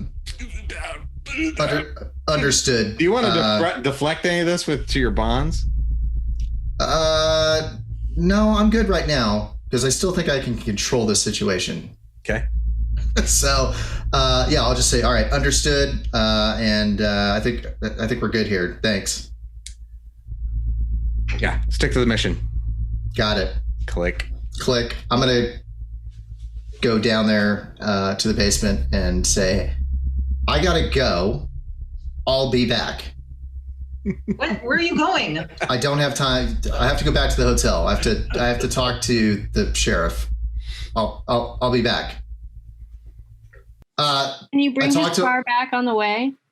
I'm sorry? Can you bring his car back on the way? Well, I'm going to take our car now, so I'll probably bring our car back. His car's... I'm freaked out by all like this. Do you want to go with me and you can bring the car? We can bring the car back? Yeah. Great. Let's go now. Okay. Great. May and well, Min. They may or may not want to go back depending on the story I tell them while you're having that phone call. Okay. Yeah, let's do that. Yeah, I'm about to come in and be like, so like, go. And then, like the slow motion, the thing hits, and then you just go like out of the thing, and then we cut to previously or a few minutes before. Yeah. So I reach into the bag and root around and pull out the book on dream symbology. Yes. And I say, Dr. Frost, are you familiar with this author? Am I familiar? I feel like I would have studied. Yeah, sure. Okay. Absolutely. I am. Yeah. This is actually one I'm not familiar with, though. This particular book. I'm like immediately interested. Well, I got this because I had an unusual dream that woke me up in the middle of the night, and initially it didn't wake me up. I was lying in bed, unable to move, and there was someone in my hotel room. Like sleep paralysis?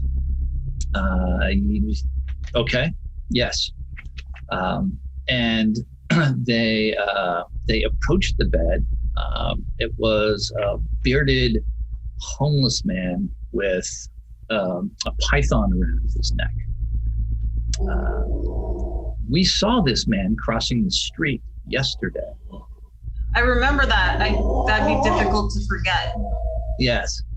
And he came over and he asked me what question I wanted to know. And I asked him where. I'm sorry, my dog howling. I can't hear you. Give me 1 second. We're freaking your dog out. Stop that. Lily. I thought it was like I do that all the time. Did you think it was putting Marty on, like trying to the mess with us? background Yeah. sound. With the dog noises? Yeah. Put it on. Go.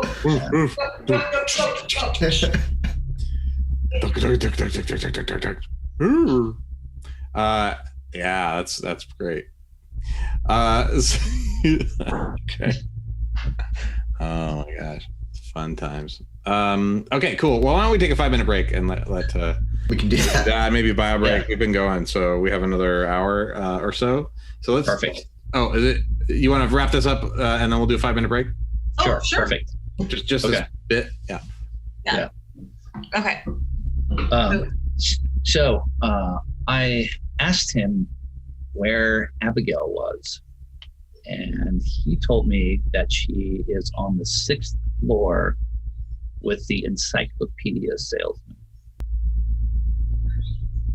We did hear a little bit about that, or read about that in the play. Yes, So exactly. maybe we should go up to the 6th floor? This building only has 3 floors, ground, first, and second. But I think that there's a passageway to somewhere else on the 2nd floor. What do you mean by passageway to somewhere else? Well, on the hand-drawn map of the building, in the front corner, there's a drawing of. I mean, it kind of looks like a path or a cave or something, and it says "to the night floors" on it. I do remember that. And you have to be right. There has to be some passage or entrance that we just haven't found, because honestly, we haven't been looking. Who sits around looking for passageways? Yes. So if there is something going on here of a less than mundane nature, perhaps it's happening on the 6th floor. Yeah. Well, let's find that doorway.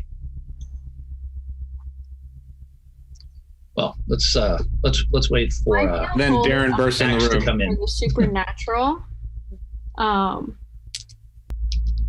I would like weapons, personally. Like, I don't want to like walk in with my cock out. Mm-hmm. This is interesting from the standpoint of Fiona knows Daniel, and Daniel has kind of been anti-gun.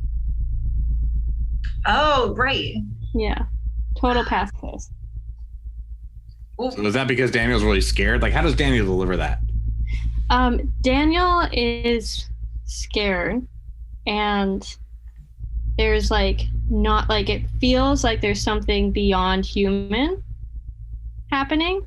Like that's just what his instincts are like going off on, and his like instincts to do no harm is to like only help humans and like not hurt humans.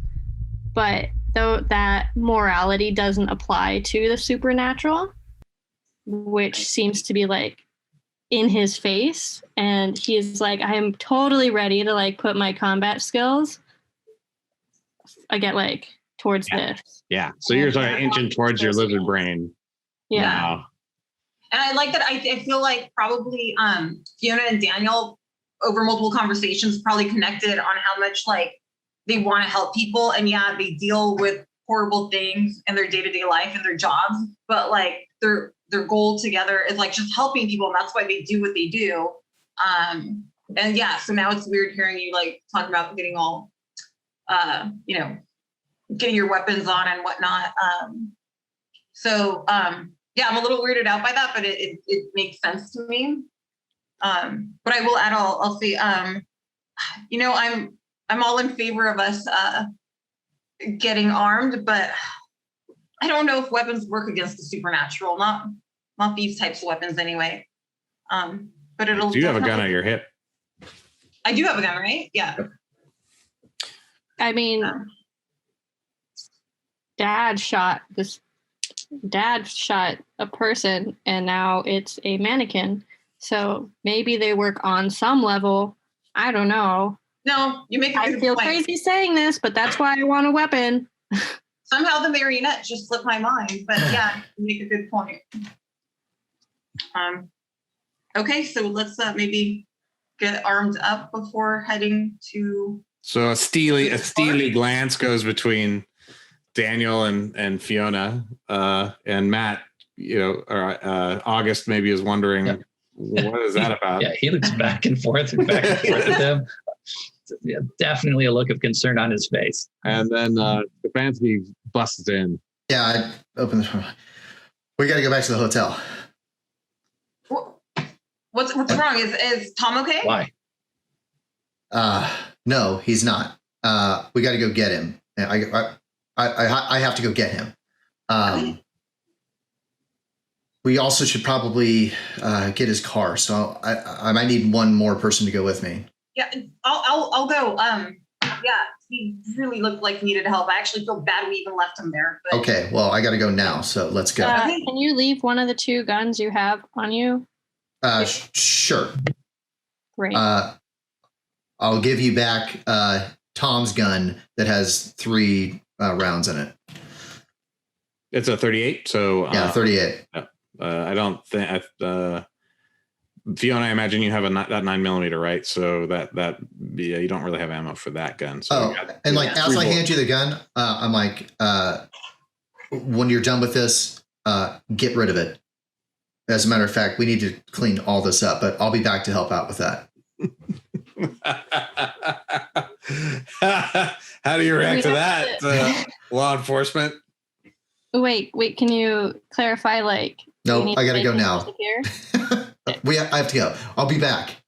I'm coming with you. I said I'm coming with you. Yeah. All right, cool. So yeah, we're just out. I'm worried about my patient. Okay, leaving you 2 with the clean this up. Like this is a crime scene. Don't let anybody in here. Clean it all up. I'll be back. That's basically. Okay. So let's fade out for the commercial break. Righty. So we are we have two scenes. We are leaving Daniel and August in the basement, looking around at linseed oil on the floor mixed with blood and a This trail. is fine. It's gonna be fine. Totally fine. And speeding through New York, that's not really possible. So you're just leaning on the horn and make a drive roll. Yeah. Oh, okay. Like a man's life depends on it. Oh my God! I actually made it. 18. Wow. All righty. Wow. So yeah, you just hit all those green lights right in a row. Get pretty lucky and pull up to the front of the Trump Imperial Hotel. So yeah, on the way, there's definitely some dialogue of why this is so important. And so I'm looking, basically I'm defensively or aggressively driving us, and I'm just spouting out what I think is going on. So yeah, I tell you that Marcus guy is going to kill Tom. What? Yeah. What? Why? For whatever he did. He shot a guy, so now he is. He shot a fucking. Well, actually, yeah, maybe he shot a guy. I don't know, but why does Marcus want to kill him? Like, take him to jail. Look, or I don't. Well, he didn't say I'm going to kill him. He says I'm going to take care of him. But trust me, when I've said I'm going to take care of him, I know what it means. Yeah, everybody knows what that means. What the fuck is going on? I don't know. And I don't know what you're talking about with the mannequin or the no, sorry. Is it a mannequin or is it a marionette? It's a marionette. Dude, so I don't know. we gotta be sure. A doll. What? Okay, so we need to get there. Hurry up. Yes. Anyway, I just want you to know the guy we're working for apparently either thinks or can have people killed. So let's not ever call him again. Okay. Yeah, let's not. Let's get Tom out of there. And yes. I need to call my supervisor too. What the heck? All right. You go up and get Tom. I'm going to pull around to the car because we're going to need to take his car out of there too. Yeah. Okay. Yeah. And I'm like breathing, trying to get in the zone of running up there and getting him. Yeah. Okay. He's in your room. You go get him out of your room. And if you see anybody that looks suspicious, just go. Come down and get me. Okay. All right. Got it. Yeah. Okay. So yeah, you get up there. You're just like on the elevator. And it opens up into your floor. And let's see. You basically open up the door, and I think Fiona, it was your apartment, right? Or your yeah. So the door's closed. You walk up to it. You don't see any thing. You look up and down the corridor. Nobody's there. Yeah. Okay. Yeah. I want to get to him. Key into it. Yeah. Okay. You open up the door, and there is nobody on the bed. And you look over at the in the bathroom. Bathroom door's open. No one's in there. Windows wide open. Curtains blowing. Maybe he's smoking. Let's go look. Well, I'll put my hand on my gun. I'll put my hand on my gun and just kind of be ready in case. Okay. You don't have a balcony. Oh no. Okay. So I'll go look out the window slowly, cautiously, dreading what I'm gonna see. Yeah, you see what you expected to see, which is a body lying twisted at the bottom on the street, down 20 floors, splattered across the pavement. Make a sand check for fire. You can too, Darin. Yeah, I made it. Yeah, we'll see. Like as I'm pulling around, like maybe ambulances and stuff are showing up. It's the opposite side of the building where you came in. So it's tiny, but you pretty sure you see that khaki sheriff's outfit. So I missed it, but I missed it by the amount that I lost the sanity in the first place, which I think is poetic in some way. Very poetic. So, yeah. So you're gonna lose 2 sanity. You lose 1, Miss Frost, Dr. Frost, and yeah,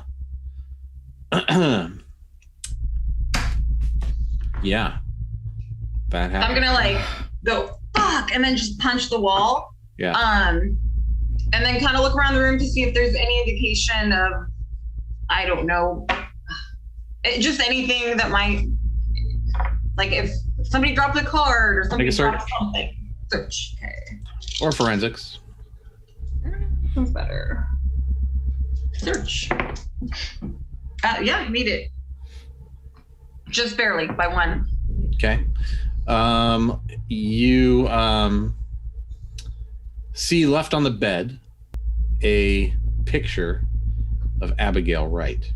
Oh. Okay. I'll take it. Is there anything on the back? Yeah, it says it's a graduation photo, and it says to Daddy, I love you. Brutal. Yeah. Okay.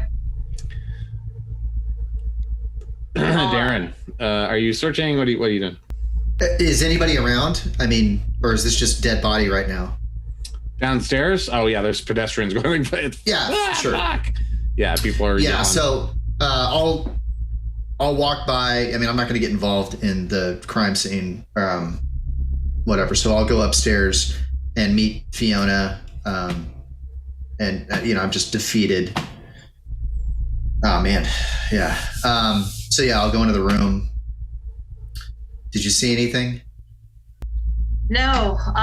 Just what's out the window. And then I found this, and I show you the picture. Yeah, I'll look at it, and I'll turn it over and I'll look at the inscription. Like that's when your sand loss hits. Yeah. So I'll just do a cursory look around. I think I'm like, I know how these guys work, that there's not going to be anything. Yeah, I didn't think so, but what are we dealing with? They came here and murdered a man in cold blood. Who is this Marcus even? Why are we doing anything for him? I don't know, but I think he's serious about getting this mission done. So I think we do it. We get out and get more people killed? I mean, I don't want to get killed. Do you?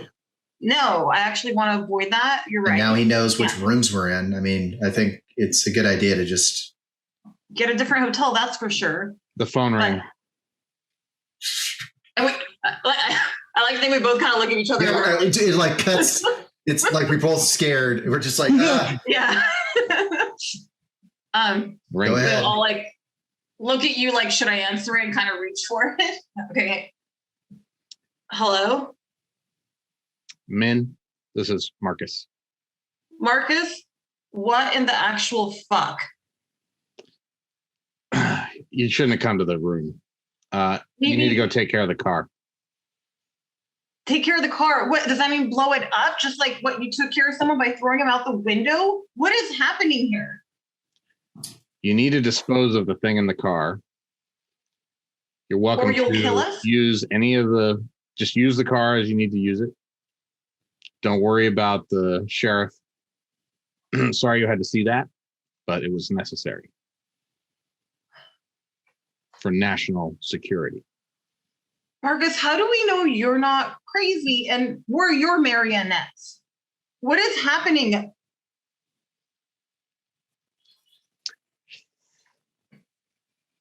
It's on a need to know basis. Click. I slammed the phone down like 3 times. He's serious, man. Like, he's a serious guy. I think we just need to get this done. Okay, apparently we have to go take care of the car. Okay, I know what he means. I'll handle that part. I'll handle that part. I'll help you. I'm not gonna separate from you. Okay. Well, why don't you? I left our car open, actually. So go down and handle that. I'm gonna go to the bathroom and I'll meet you down there. Is there a reason you don't want to buddy system this? Because I'm not gonna lie. Right now, I'm terrified. I think what needed to be done in this room has already been done. So just give me a minute and I will meet you downstairs. Okay. And then I'll like reluctantly head out. So I'll go in the bathroom, shut the door, turn the water faucet on, and put the picture on the countertop, hands on the countertop and look in the mirror. And I just like start just crying my eyes out. Just ugly cry. Yeah. Yeah. You have a mini breakdown. Yeah. And it is, it is like, it's not just this is like the straw, Yeah. This has been coming for a long time. So, you go through it, takes 10 minutes, but you're nothing if not resilient. Yep. You can go ahead and retroactively drop stuff onto your bonds. Okay. If you want to recover some sanity. Yeah.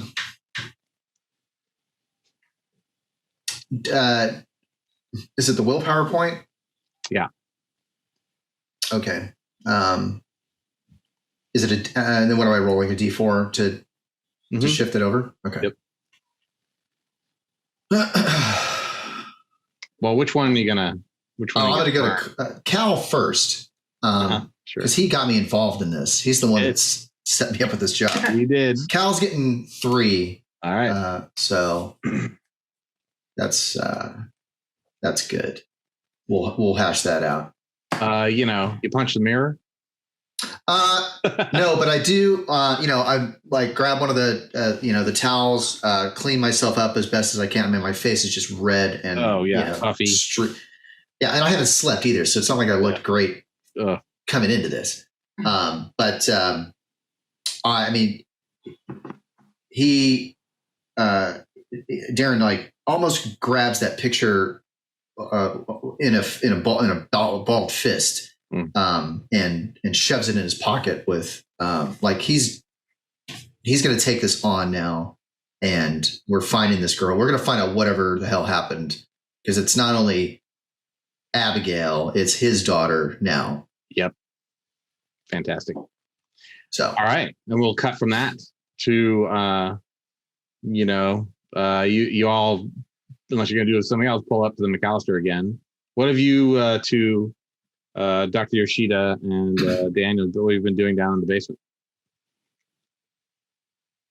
Question.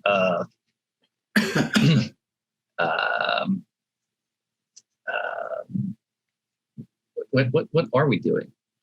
Are we really going to clean up a crime scene?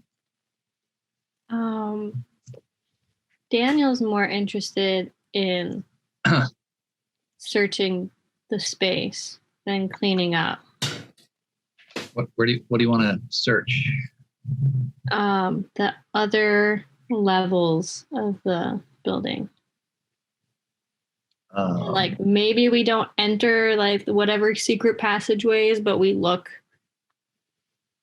for everything. I mean, we could. I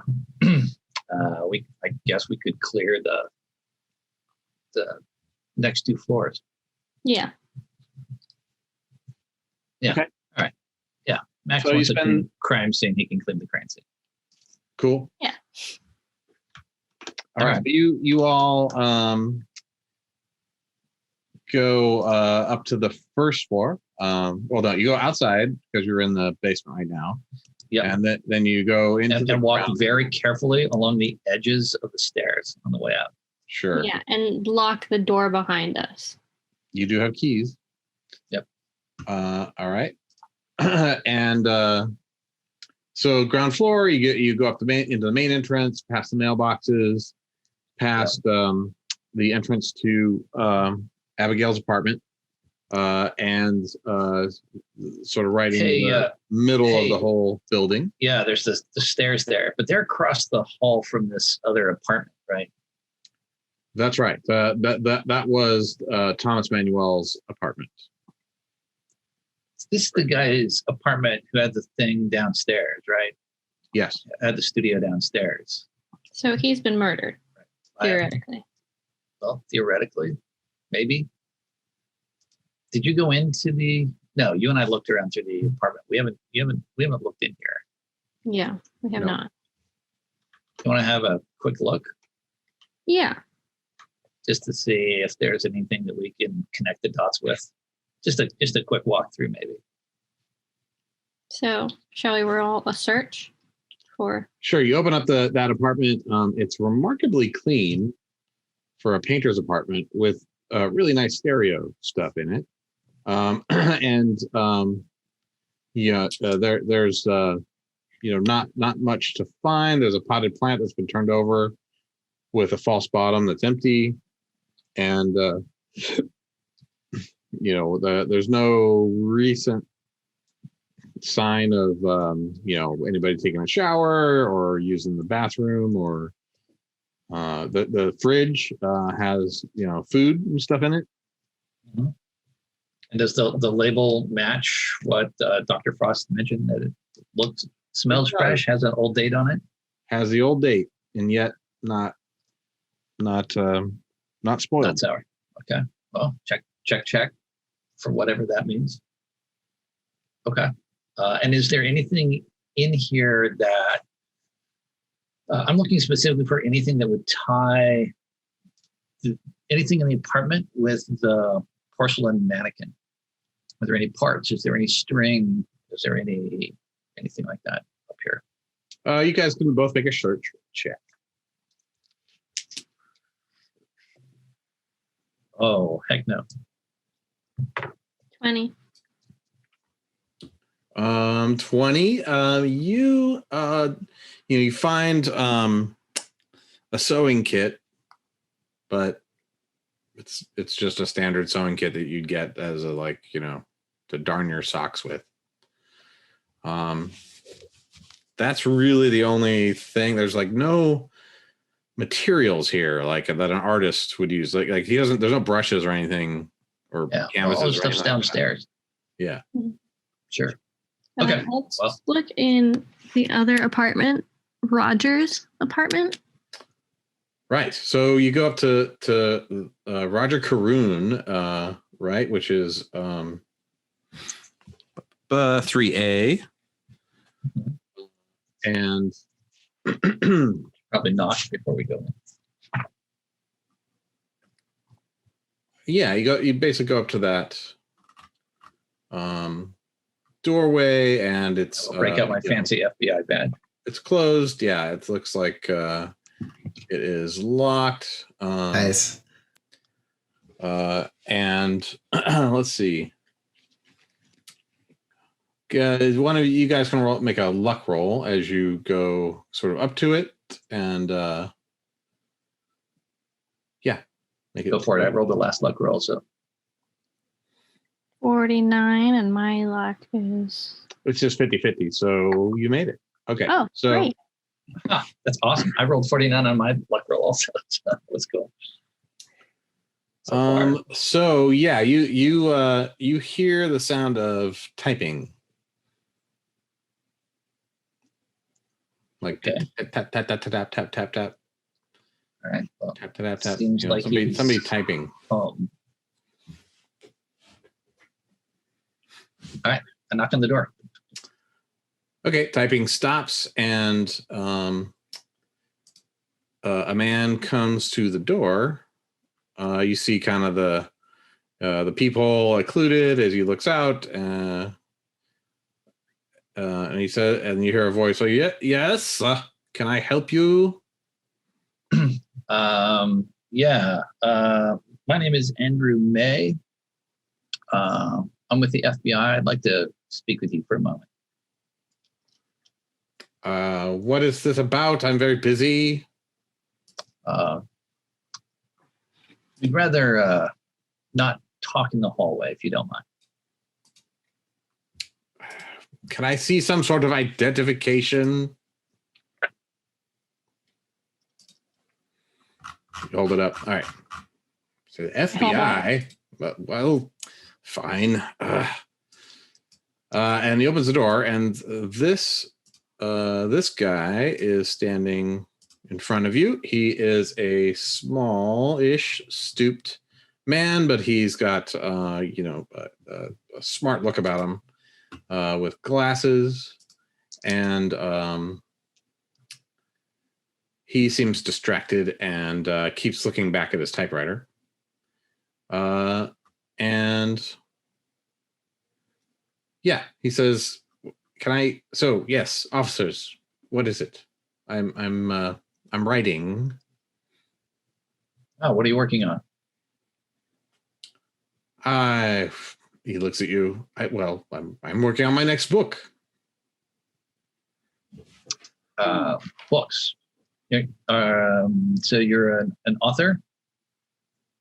Yes, you don't know me. I guess it's fine. It's fine. It's the Night Sea series. I'm a science fiction author. Interesting. You ever write a play? No, I don't write plays. That's a little. I like to have control over the world, And anyway, what do you want? Sure. Is this about right? Yes. Did you find her? No. Not yet. No, we've had some. There's been some new information about the case, so we're taking another look at it. How well did you know her? I was friendly. I just see her in the hall. Is it unusual for her to be gone for days at a time? Gone? I mean, no, she's disappeared, but she was just here in the apartment building. Yes, but did she tend to stay in the apartment? Did she come and go? I didn't keep track of her. I don't care. I mean, she was nice enough, but no, I'm concerned with my research, writing, and watching, television. I like things very quiet. Oh, was she quiet? Yes. You can do a human guy if you want. Oh, sure. I'm really good with live people.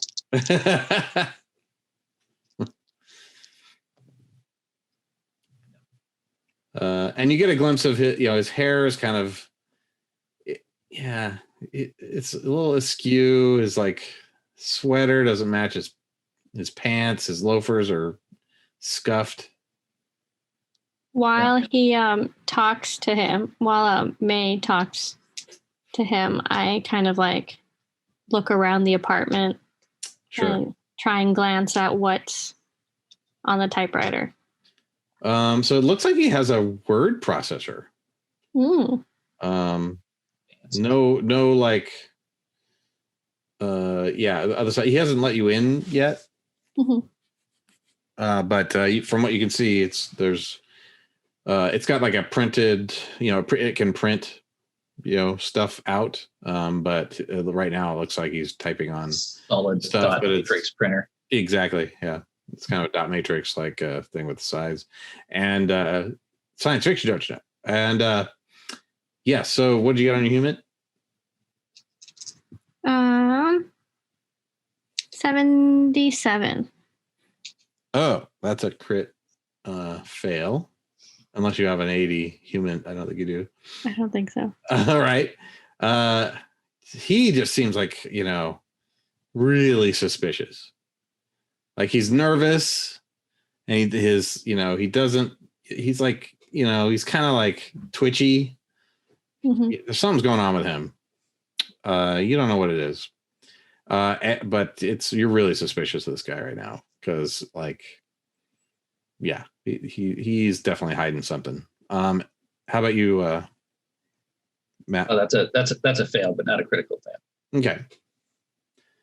So yeah, like I said, he seems like he's kind of live people obsessed with neatness, but completely fails at it.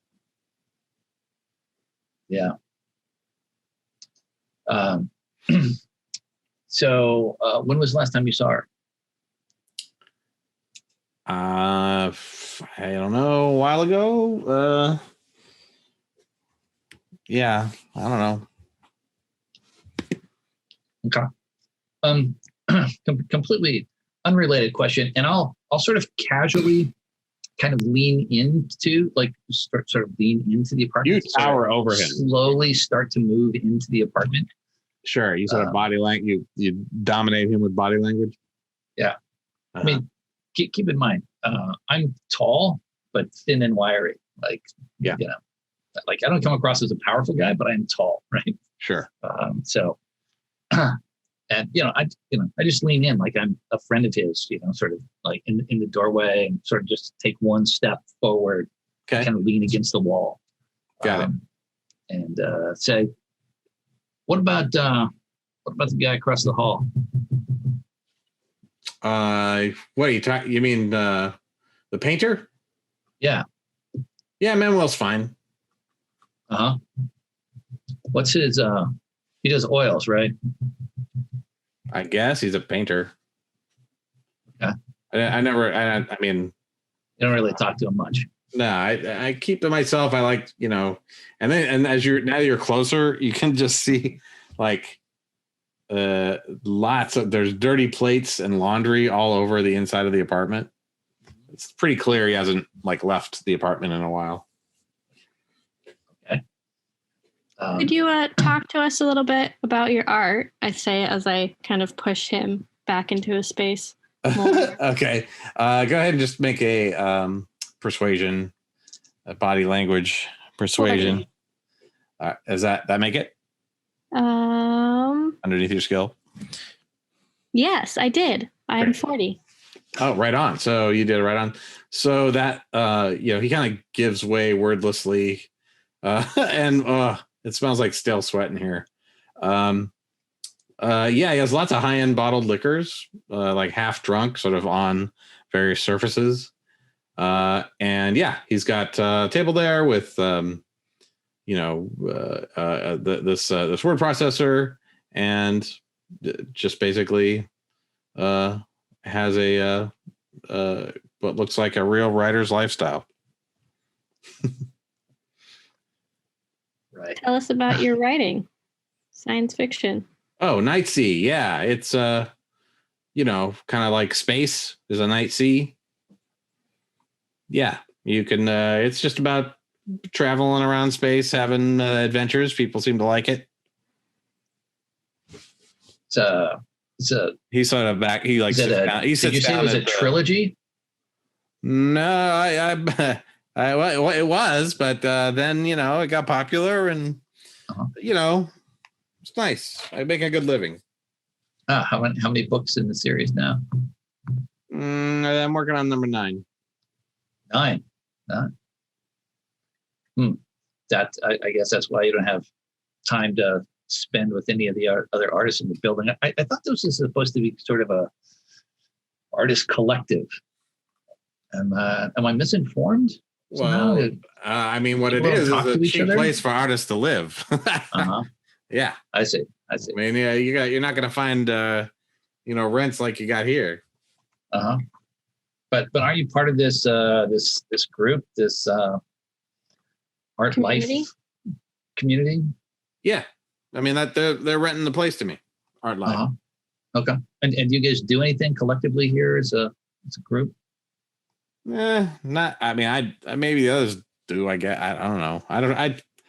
I'm busy. I like I like to read. I like to write. I watch TV. That's what I want to do. I'm not an outgoing type. Sure. And it seems like your writing's going pretty well. How's the rent is cheap. Are you keeping up on everything? Yeah, sure. May and I look at each other. Yeah. You can human and see if he's lying or whatever. Sure. I make it 12. He seems to be perfectly sanguine about it. Yeah, I crit fail that one. 77. Crit fail that one. He's definitely lying. Yeah. Yeah. Okay. So I'd like to. Can I get back to writer? You're a writer. Every from what I've heard, every writer is a good reader. Oh yeah. Well, I mean that's how you really learn, right? Do you happen to own a set of encyclopedias? Come on. I mean, I use the internet. Okay. What are you going to use encyclopedias? Encyclopedias are like, that's 18th century shit. I mean, come on. We're in the 20th century now. You ever have a encyclopedia salesman come here and try and sell you a set of encyclopedias? No, never. I heard that Abigail was dating an encyclopedia salesman. Seems like you'd be his perfect customer. You ever meet this guy? I don't know. And Abigail's a nice girl, but she's not. I mean, what she does in her love life is no concern of mine. I don't give it. It's fine. Well, you never met Did you ever meet a boyfriend? You ever? No. I really don't get out of the apartment. I try not to. I got deadlines. And maybe one last question for you, unless you have anything, May. Have you heard anything weird in the last 48 hours? No. No? Weird, no. Nothing last night or the night before? I don't. Not at all. I mean, I just usually at night I'm watching TV, and if I get inspired, I'll write a chapter or two, but I just try and keep at it. Mm-hmm. You were here last night. Yeah. I mean, does it look like I go anywhere? And is there a window in his apartment? Yes, definitely. If you look at the map has. Yeah, there's one by the air shaft and a big one behind this sort of. Yep. Right? Large window Back to the out. building. Exactly. And are they open? Do they seem like they get open? It's hot, so he has them open. Yeah. Okay. Well, Daniel looks at May, raises his eyebrow, and gestures maybe we should go confer somewhere else. Yeah. Hey, thanks. What's the title of the first novel? Maybe I should pick one up. Oh yeah. That one's like Sailors on the Sea of Fate. I take out my notebook. Sailors on the Sea of Fate. Mm-hmm. Okay. Yeah, definitely pick it up. It's you can get a paperback now. Oh, good tip. All right, thanks. Paperback. All right. Well, hey, I hope you find Abigail. I mean, I guess we all got to live in hope. There you go. Yeah. It's a good way to Thanks look for your at it. time. And he as you watch, he sort of pours himself a drink and looks at you as he drowns it and gulps. Okay, it's about 9:30 in the morning. Ride of life. All right. Well, all right. Have a nice morning. All right. He shuts the door behind you. Okay. All right. And then Okay. let's say that Darin and Fiona arrive. Oh, wait. You guys are going after sorry. Let's switch over to what you're doing, which you're going to look for the car. It's right where I left it. So, yeah. So I think the plan is Frost will take our rented car back to the McAllister. I'll take the sheriff's car back to the McAllister, and we will figure out how to dispose of it from there with everybody. Okay. Make an alertness check as you use all that. Alertness. Oh, I'm actually pretty good at it. I am successful. Okay. So you notice that the trunk was open. Oh, really? When you got to the car. Okay. What is in there? Or not in there? You open up the trunk and there is no marionette. Oh, okay. Well, that was a problem. That Marcus was like, you guys need to get rid of that thing. So I guess we don't have to get rid of that thing. Yep. The guns are still there. Great. Well, let's and like the other thing I'm hoping for is emergency kit too. He's got like evidentiary accoutrements, like evidence bags and definitely nitrile gloves and standard like sheriff kind of. Cool. Yeah, so I'm about to use that stuff to forensically clean the crime scene. Uh-huh. Yeah. Okay, so you both drive back, get to the and like he's like nonplussed, like he acknowledges that the thing is gone, and then just like slams the trunk and gets in. Mm-hmm. Like he almost expected it to not be there. Do you tell me that it's not there? Yeah, he's not really talking right now. I mean, I'll tell you when we get back, or if you Okay. ask, whatever. Unless there's something you want to do now, and you can like come grab the keys from me or whatever, and I'll I was mention just it's gone. curious. If you told me, I would probably want to have a conversation about it. But if you I don't want to told me, talk right now. Yeah, that's cool. We'll I like don't. I don't really want to talk right now. Yeah, I can tell when you come down. Probably because you look like you want to be kind of. I just want to get this over and done with. Yeah. All right. Cool. So you make it back to the McAllister. Yep. And is it like an alley or something next to this? Yes. Hotel. Okay. Cool. So I'm going to pull actually the sheriff's car into that, and park it kind of circumspect, and then it's probably like garbage cans. Perfect. So I'm going to open up the trunk and start just pulling out the duffel bag. Get the duffel bag of weapons, and then all the other stuff that he uses for crime scene investigation. So, like as I mentioned, they're shotgun, rifle, AR-15, shotgun, and then although it might be an M16. Sorry, M16. Okay. Given the era, and then there was a shotgun in the front. Are you going to unlock and grab that? Yeah, might as well. And then any shells that are in the trunk. Yeah, 32 shells. Throw all that in the same duffel bag.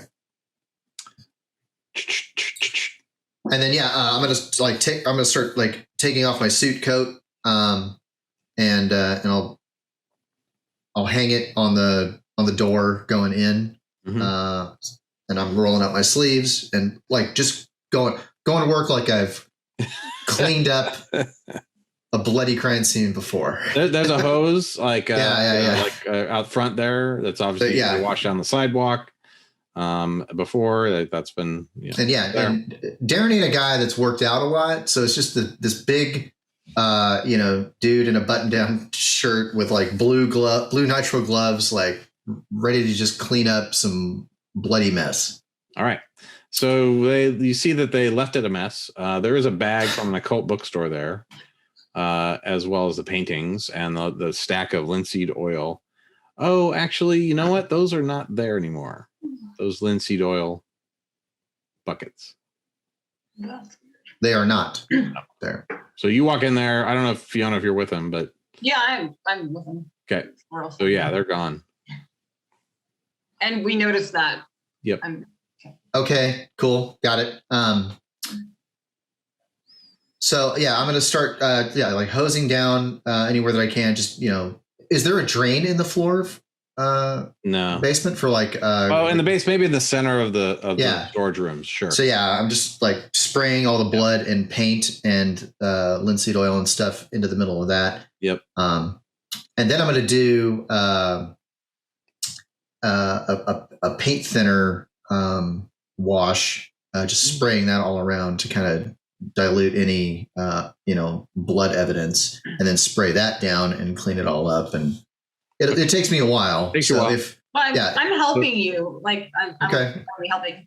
Okay, so at some point, you two come out of the writer's apartment, Roger's apartment, and you kind of notice that I guess your guy's car is out front. Yeah, the car's back. Yeah. And as I'm Daniel, cleaning, sorry, Daniel and August, what do you guys do? Well, maybe let's just talk about what just happened and then get on the same page before sharing. Okay, so you're gonna go down there where they're cleaning? Yeah. Do you want to go down there, or do you want to hit the next floor? Shit. I mean, if Max is doing what I think he's doing, he's going to be busy for a little while. Yeah, but he also brought more weapons. And this flimsy thing.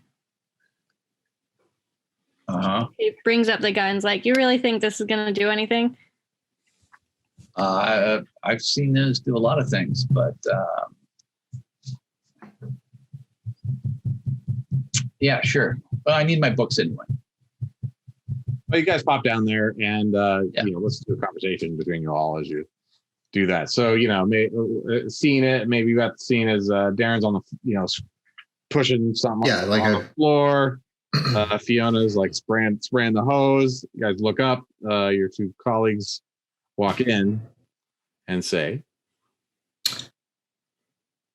Well, So you are going to clean up a crime scene. yes. Otherwise, Why? we are going to end up as a crime scene. Will be also taken care of. Tom is dead. What? They pushed him out my window. They threw him. They went into Fiona's room, Min's room, and threw him out the window, and he's on the pavement right now. Any other crazy things you want to tell us? I mean, I don't know what else is more important right now. If we don't do what they want us to do, we're all going to end up on the pavement. Well, I don't even know if this is good news or bad, but we talked to the writer who lives upstairs, and he heard nothing last night. The writer of the script, the transcript. No. On opposite of Thomas Manuel's apartment, there's this guy Karun, and he was here last night. He doesn't leave his apartment, like I think ever. It smells like ever, and he didn't hear anything last night. So he does a little morning drinking though, but based on the floor plan, where is Roger's apartment compared to where we are? Because like we kind of go underneath the building. Yeah. Are we under his apartment? Yeah. You're kind of under the middle of the building, and his apartment is towards the toward the back. Yeah. As is not the far. as is Like, But still, 3 gunshots. Yeah, that's not far. Unless he's passed out dead drunk, but Yeah. should have heard Yeah. anything. Given what you saw, that could certainly be. Yeah, I mean that could be. He also says he kind of lays in bed and watches TV, and then writes and drinks, and he thinks he's Steinbeck in space. Right. That- Okay. that's interesting. Well, Marcus told us to clean up what happened here, catalog everything in the room, and talk to everybody in the building. So Okay. my intention is to complete this mission to the satisfaction of the client, so that I don't have to look over my shoulder and worry about getting thrown out any window. And I suggest you all do the same. I'm going to get rid of this car at some point, but I think we should probably keep these weapons. We should take the mannequin out of there. Oh, the mannequin's gone. I'm assuming you took care of that Marcus already. I didn't know. I'm assuming Marcus did. I thought he told us to take care of that. He did, but I don't know. The mannequin was gone when I got to the car. Probably just walked away. You I'm not sure say about that. That was a joke, people. That was a joke. Come on. But anyway, Marty, I'm going to finish cleaning up in here. Hey, where are those linseed oil cans? You guys must have taken them. no. No. What do you mean no? They were right here. No. You guys were in here, right? And We went upstairs. We locked the door behind us when we went upstairs to talk to Karun.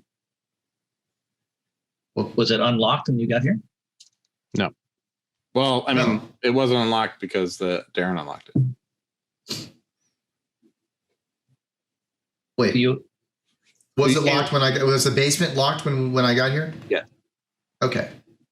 Yeah, but the cans are gone, is what I'm saying. Were they here when you left? Yeah. Yeah. Like, So somebody came in here and took the cans. It's probably the Is there mannequin. another way to get in?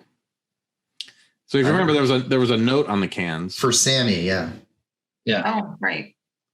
Did Sammy. Sammy maybe Guys. earlier? It was a crime scene with blood all over it. I needed you to just wait until we got back. Now we got to go find this Sammy person. What? And take care of him too, or her? What are you even talking about? No. What? Listen to yourself. Let's just clean up.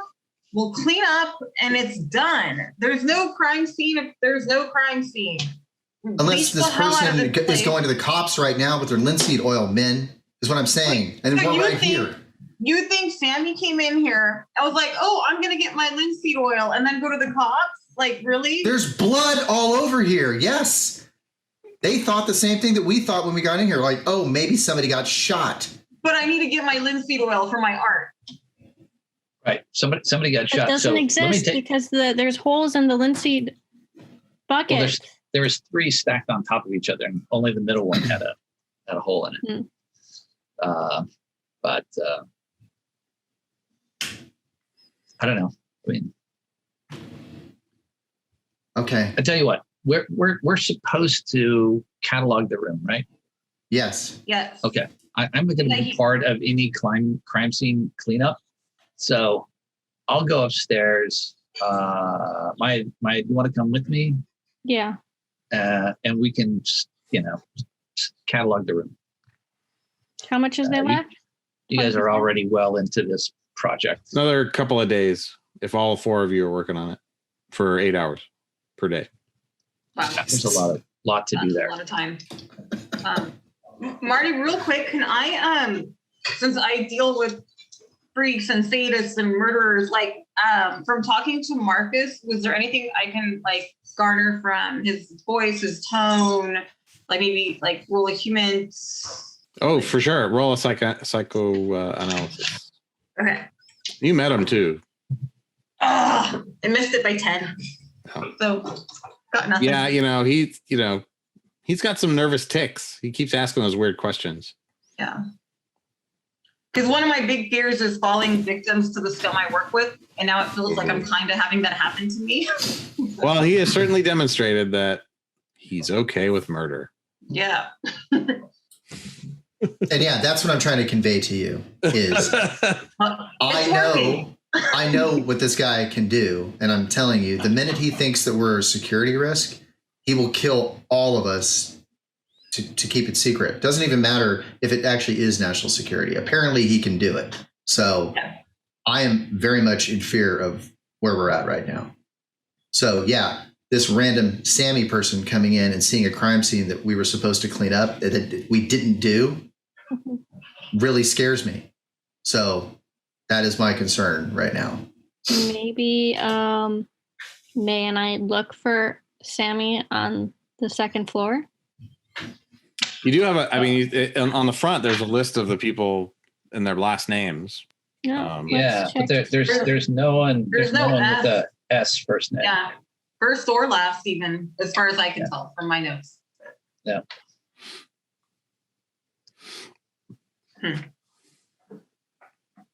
There was somebody in the play, but I'm looking at the play. I don't see anybody mentioned as who's Sammy. There's a Michelle, Thomas, and the dog. Oh wait, Sarah? Am I reading the wrong? No, just kidding. Sorry, wrong notes. It's Sammy. Yeah, Sammy. That's a new one. How's it spelled? So if we want to, cleaning goes for another couple hours, and you all go. Daniel and August go up and continue to examine the walls, pull stuff off, take photographs, and basically process the evidence. Okay. Go ahead and make search checks. You too. I'm sorry, which two? Daniel and August. Oh, okay. I fail that. It's a regular success. Okay. So let's see.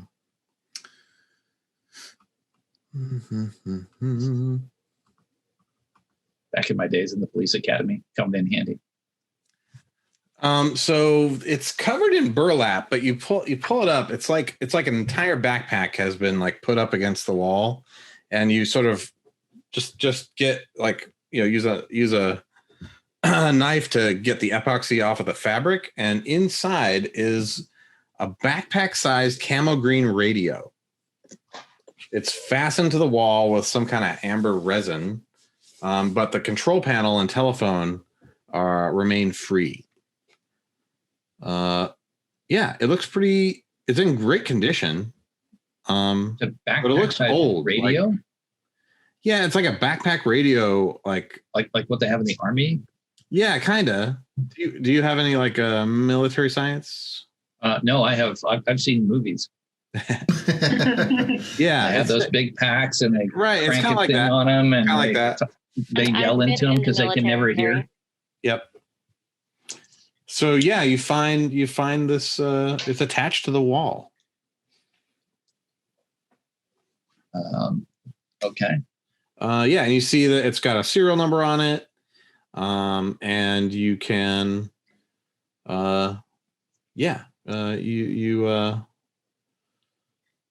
basically, it looks like it might even be working. Okay. Maya, you ever see anything like this? I mean, I've seen them in movies, but. This is something that I would have worked with. Yeah, I mean, it's a radio and it's a pretty old one, but you can locate the power switch. Yeah, I mean, turn it on right here. Presses it. Click. It starts humming. The little thing is on the side. Speaker telephone. Mm-hmm. What do you say? Shall we try it? I mean, let's listen before we call in any demons. He says, half joking. And I'm like, okay. Why would you mention calling in demons?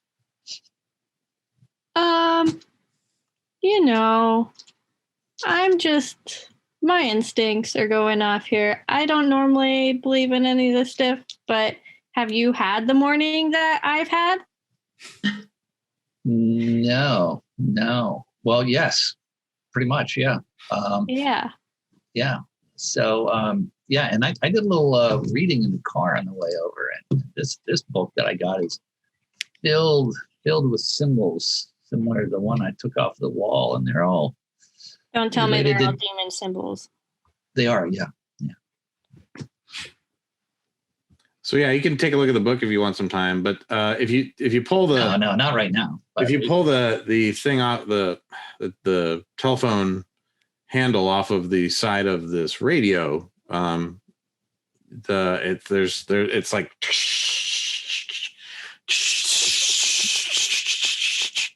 India.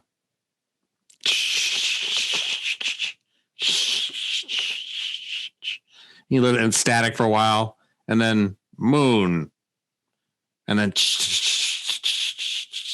static. About 30 seconds later, Darin. Static. 30 seconds. Exeter. Static. 30 seconds. Daimonion. And then static. Siri.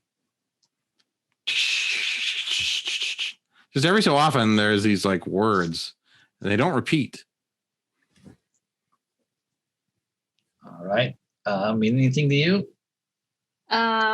Well, the only pattern I noticed was India and then the moon. Right. So close out, and then everything that followed, I did not recognize. Did you? Doesn't sound familiar unless I can make an occult roll and see if any of that sounds familiar. Sure, roll it. What's that? Go ahead and roll it. All right. Ooh, critical success. 22. Nice. Nice. Yeah.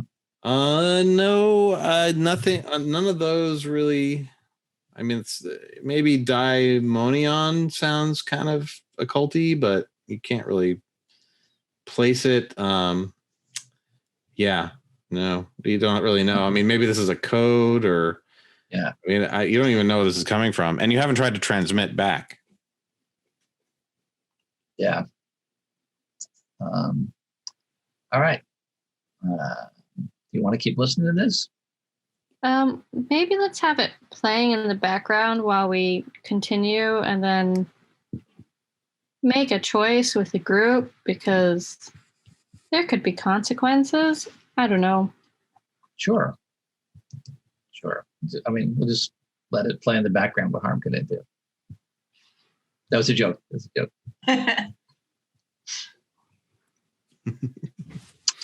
Okay, I'm gonna take the if you don't mind, I'll take the receiver and see if I can. Right, there's a big backpack. Usually they're flat on top. Can I set the receiver on the top, the handset rather, on the top and balance it there?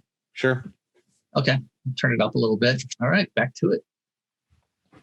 So against this backdrop of this like static punctuated by seemingly random words, you continue to catalog, and we're gonna pull the camera into the speaker of that handset closer and closer until the holes fill the screen, and we go through it into the darkness beyond. And that's our episode 2 of Impossible Landscapes. Thank you. Well done, everyone. Yes.